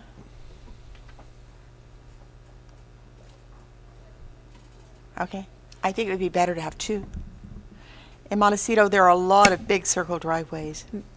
Mr. Chair, I guess and Commissioner Burrows, our thought process, and certainly if you have other thoughts, that's fine, was if people are walking along a street or driving along a street, they're probably going to pass both driveways. And so to have two notices seems a bit overkill. Ms. Sally, my interest, and I'm sure my fellow commissioners agree, our interest is to have more inclusion in this process. Was it your experience working on this that the county feels the same way? Or is this, let's make this a little less somehow No. and still be legal? No, Mr. Chair, our goal was clearly to be more inclusive for those permits that are appealable. We want to not only be more inclusive, but provide notice at an early at an early point in the process, so that the person who's proposing a development hasn't completely locked themselves into it by, going very far down the road in formalizing their plans. So Absolutely. early notice and more readily accessible notice were our goals. Excellent. I would recommend, if this isn't the case already, that the county take responsibility for placing the sign. You will have a different, the county will have a different, or P&D will have a different viewpoint than, and I think you just raised it earlier, some people, would like to have a little less inclusivity. Just from a labor standpoint. There's sometimes a better spot than the homeowner may. Mr. Chair? Yes. I think we really ever presently have to keep present for ourselves that the county is now and going to be for however long in a major budgetary problem, and that's staff time. And if you have a staff person paid at whatever they're paid at rate, right now, that actually gets added on to the applicant's fees. And so now it's not only $10 a sign, maybe $20 if you've got a pass-through. then you're going to have to pay whatever the going rate, $65 to $85 an hour for the up 110. I don't know what staff time is right now. Sorry, I just don't know what it is.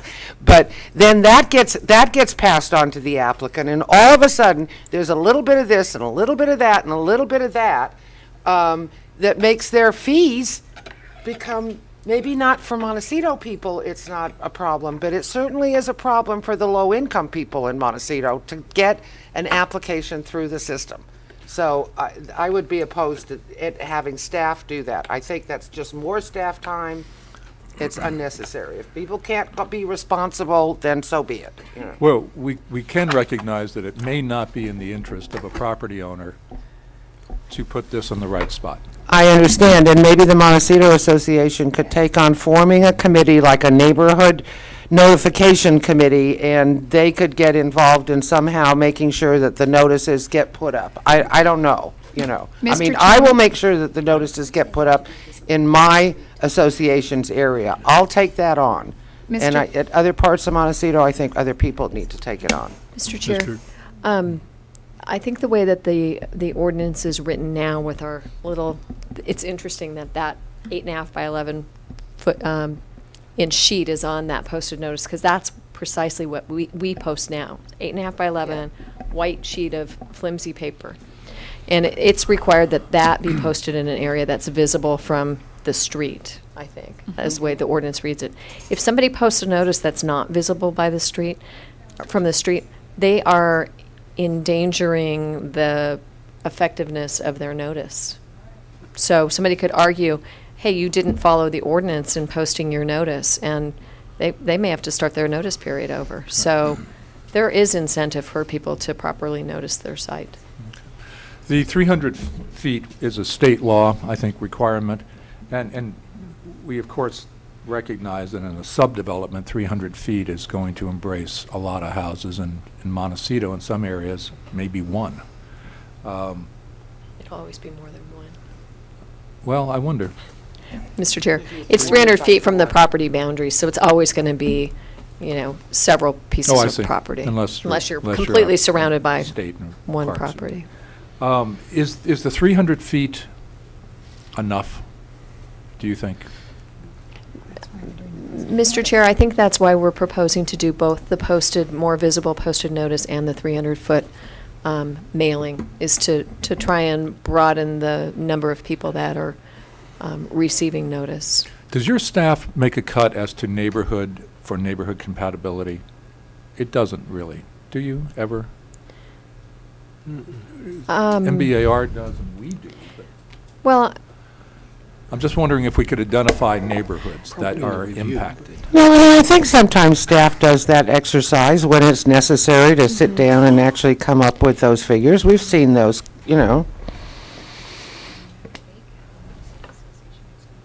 And Mr. Chair, the Montecito Association also gets notice. Okay. So don't you? We don't get notice on land use permits. We get the land use permit, but we don't get that mailed notice that happens when the application's submitted. Okay.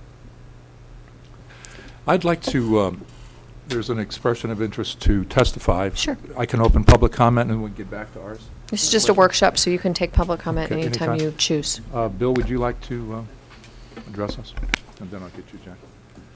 I think Victoria might have a few comments also. Thank you. Just briefly, this came out of apparently a unanimous vote at the Process Improvement Committee, which says quite a bit, which means that everyone on it from North County and elsewhere in the county is for it. And we're happy that it's our community. We've been advocating for this, the association, for this, the change in the notification for quite a while, and we're very pleased to see the process is moving forward. Darlene Beery from our board has kind of spearheaded this thing, and I think she's done a very good job of it. So we support the pilot program, that we support the 300 feet, not just adjacent properties.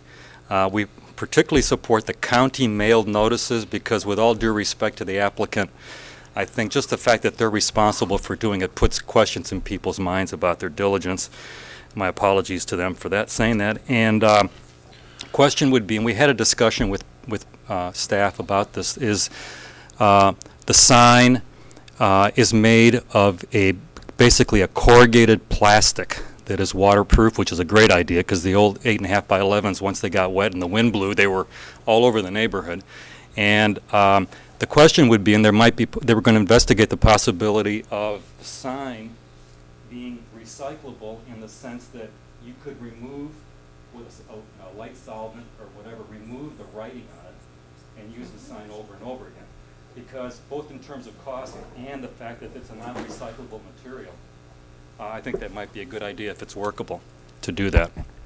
And that's basically it. We would look forward to participating in this program, in this pilot program. We think that the improved visibility and notification for the community, we're going to be very interested to track the community's response to this once they start seeing these, and whether we'll get complaints because they're too visible, or we love this, bring on more. So I think we'll be very interested to see what the community's response is, but we do think it's a very positive step. Mr. Palladini, quick Yes, question. Do you have, I believe, 35 homeowners associations that you recognize, something like that? Yes, it's quite a lengthy. No, they're not all active, but they're Do you communicate with them for generally notice? yes. For example, That still Glen leaves Oaks would parts be- of Montecito without a homeowners association. Huh? Pardon me, Claire. I'm sorry. I'm sorry. Yes. Oh no, we do not. I see. I'm sorry, I misunderstood the question. I see. Okay. All right. Well, thank you. Okay. Yeah. One thing I would just say real quick is that when this becomes a reality, I think it'd be very good for the association to publicize this, maybe write an article about it in the Montecito Journal to help inform the community that, hey, this is coming, here's why we're all going to do this, what the benefits could be, and I think that would be very good. Maybe get a couple photos out there, and that we will do. Okay? Thank you. Okay, thank you. I have slip for Victoria Green, also with the Montecito Association. Thank you, Mr. Chair, Commissioners. We really appreciate that this is finally moving forward. I think it's something that will be a benefit to the whole community in providing better notification of projects. What I wanted to speak to were just some of the specifics and some ideas for, how this would work and how it would be implemented. I think, we support the changes, as Bill said, with respect to the improved mailed noticing, the standardization of the area notice, those kinds of things we're all in support of.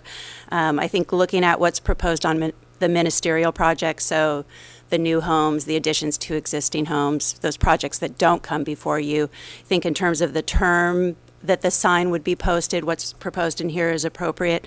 The one thing, thinking about how this would work in the implementation kind of goes to what the content of the posted notice would be, so that that's meaningful information that gets interested members of the public to the right place in terms of information. And just one thing I would throw out there, most ministerial Montecito projects are going to start with a conceptual review before Montecito Board of Architectural Review.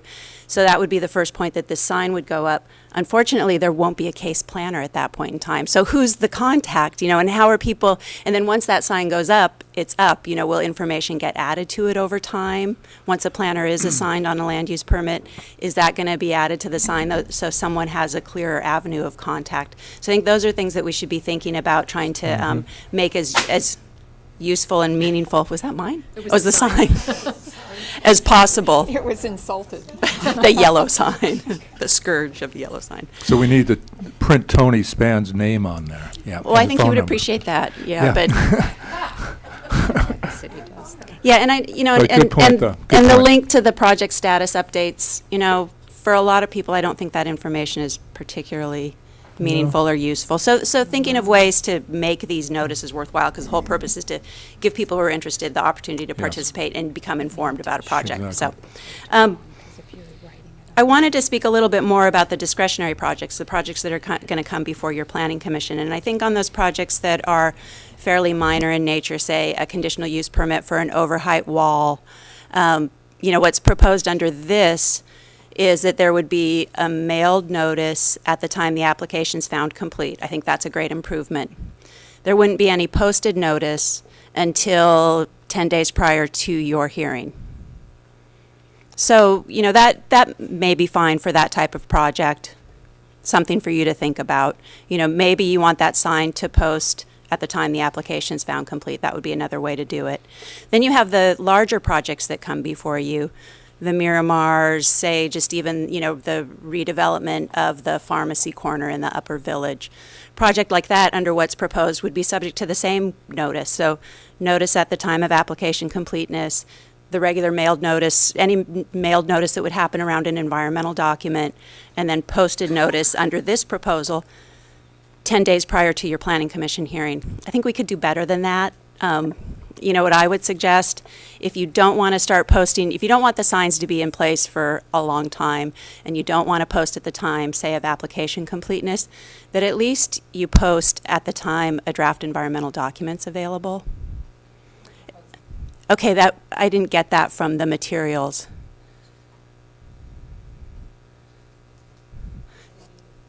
Okay. So I think, that the goal is to get people involved. So I think at least mailed and maybe posted notice at application completeness is something to think about. At a minimum, if there's environmental review, post the notice at the same time as you would be mailing notice on your draft environmental document. And I guess you could go into a mode where you have a sign go up, then a sign can come down, so it's not sitting there for a year or two. But maybe you do want it to sit there for a year or two so that you are providing that full notice. It's just some trade-offs to think about. So I think those were the comments I had. If you have any questions, be happy to try to answer them. Any questions for Ms. Green? No, thank you very much. Mr. Overall. I've got about 3 comments, I guess. One was, as you were having the discussion about where the signs were posted and those kinds of things, was just to remind everybody that, in fact, this is a pilot program. And I think we'll learn a lot over the course of the year of, if they don't post them in the right places, then we'll take steps to try and make sure they do after we've encountered that. The next 2 things, I absolutely agree that the color needs to catch people's attention.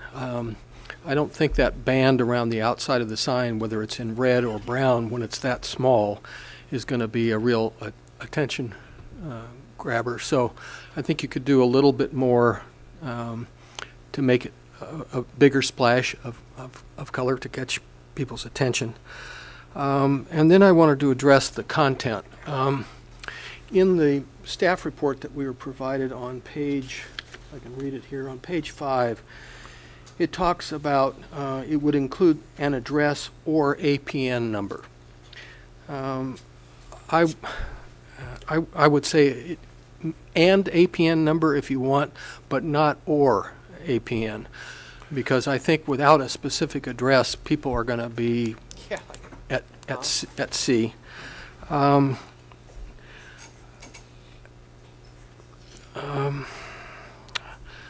I guess the only other thing I would say has not to do with this particular effort as such, except maybe it relates somehow to the content.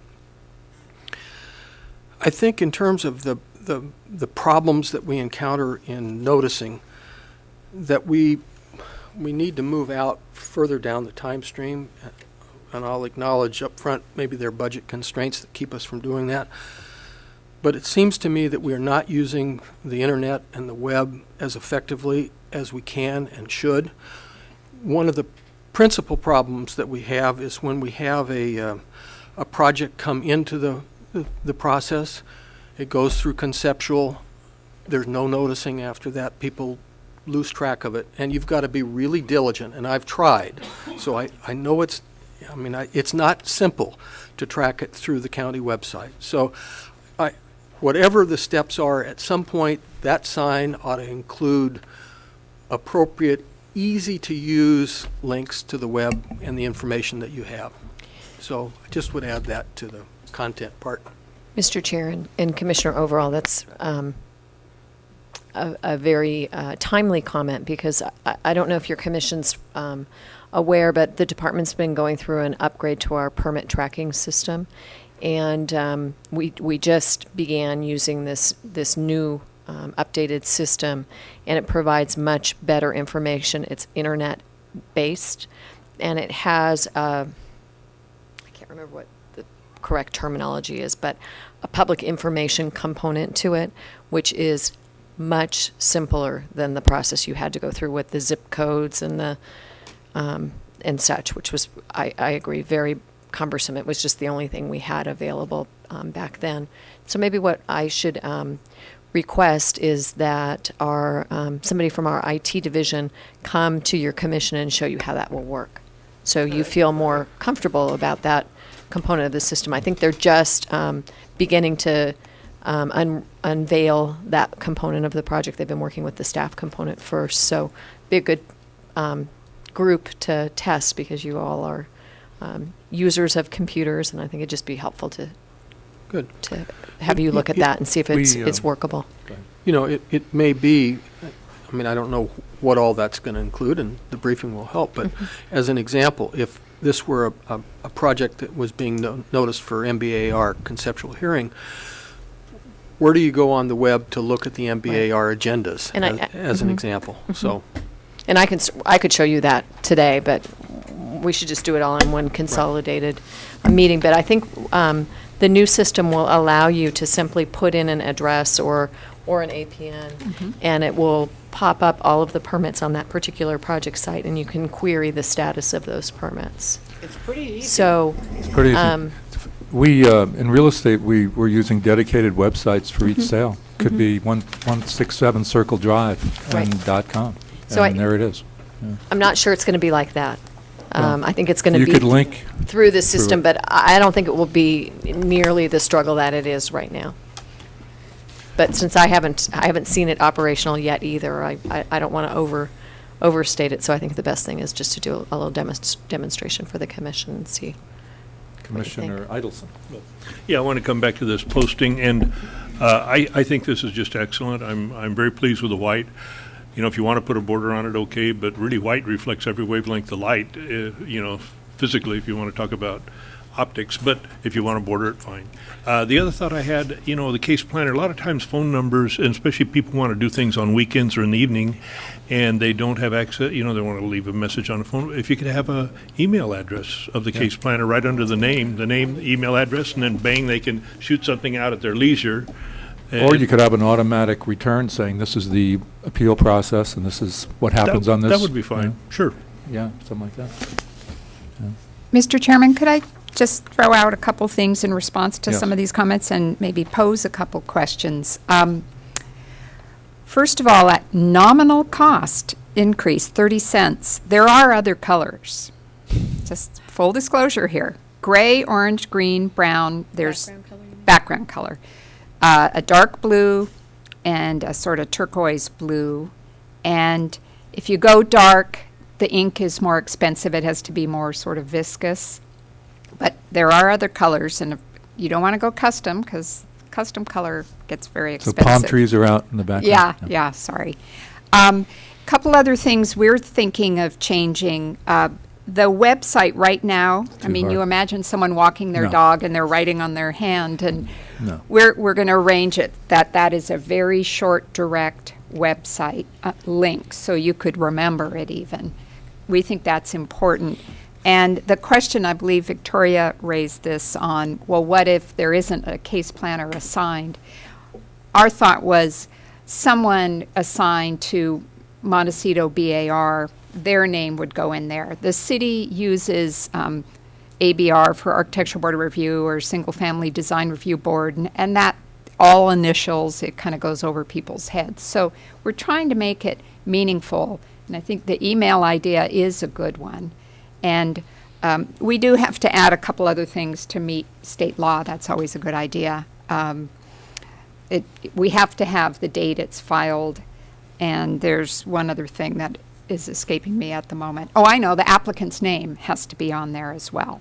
So the text will change some, but again, we're trying to balance visibility and information and not get into sort of blight.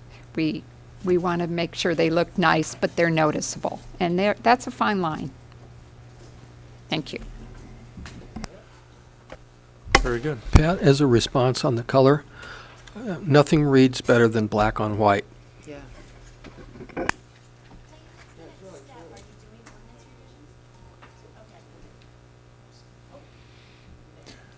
And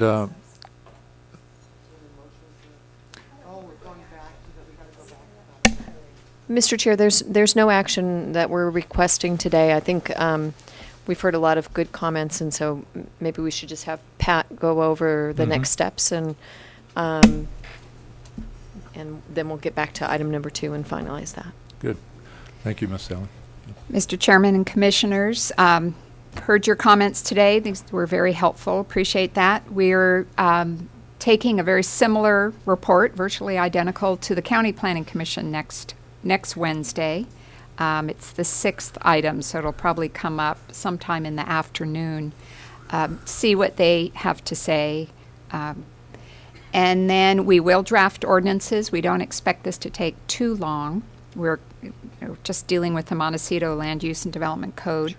We'll run that by the Oversight Committee, and we keep them apprised of what's going on in any event. And then we'll bring those ordinances back to your commission and the County Planning Commission to make recommendations to the board. And we hope to do this all in the next couple months or so, 3 months. We're before the end of the fiscal year, most definitely. Very good.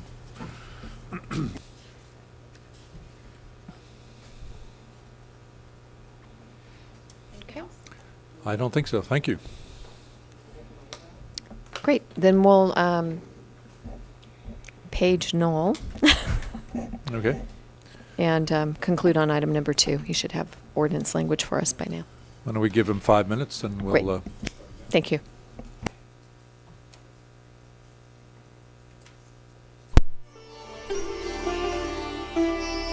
energy system permit requirements.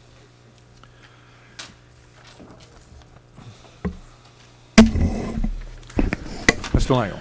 Mr. Chair and members of the Montecito Planning Commission, thank you. I pass out a revised copy of the ordinance. Beginning on page 2, you will see the changes in the gray pattern. Old language is struck through and new language is underlined. So if you just want to walk through these so you can determine I've done what I was supposed to do.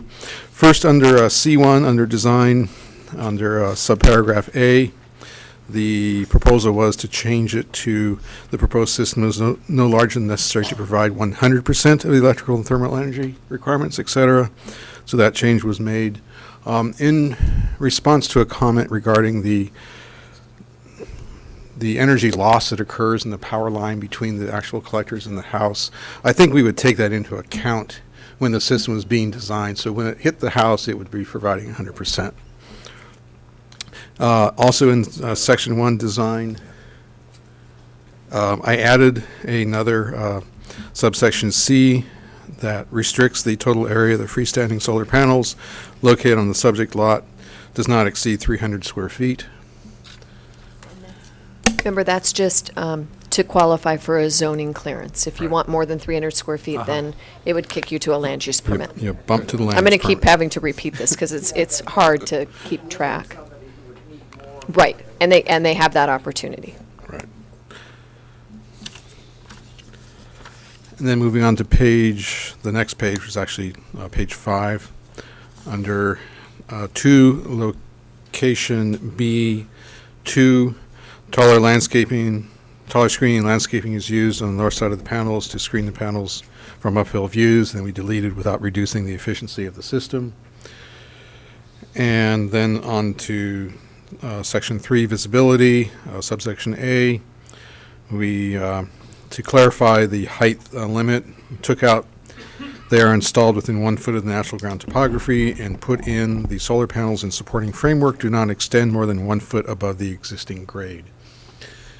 And then I grade the section B just to show you that sentence regarding what constitutes substantially visible was included in the ordinance.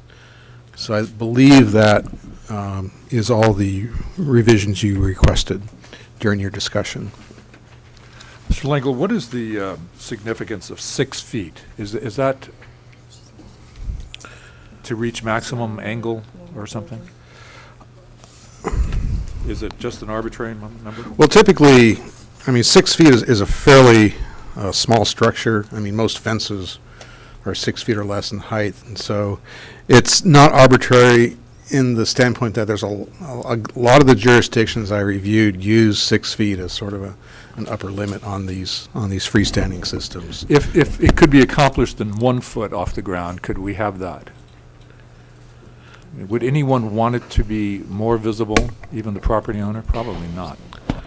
I think probably the property owners are going to want to install it at the maximum efficiency. And so if that's 1 foot, depending where they're placing it, then it'll be 1 foot. But And if you really, I mean, for me, if you really look, I mean, the plate height on any small house is 8 feet, you know, and as Noel referenced, you know, anybody in Montecito can build a 6-foot fence without even coming in for review or to get a permit. So I think that 6, and I'm sure that somebody has worked this out in California, that there's an aspect of the sun and a panel is more efficient if it's at a given angle. And, you know, you can put up a 6-foot fence and the panel behind it and you're never going to see it anyway. You know, I mean, it's a number of things all working together. I think 6 feet's fine, you know.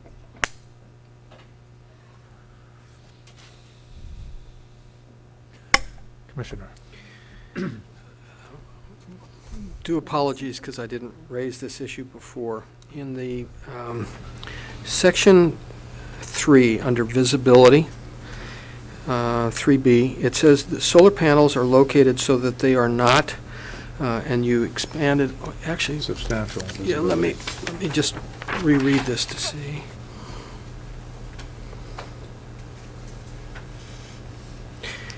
Yeah, it says located to the south of the site.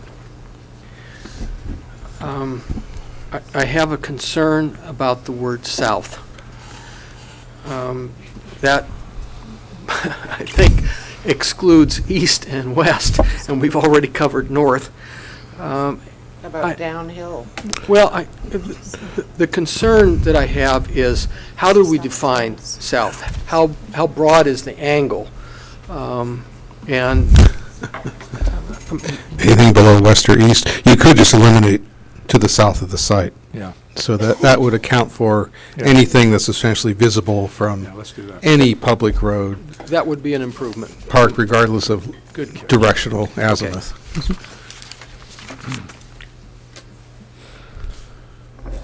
I would Okay. move approval. We have a motion to approve the proposed ordinance, is it?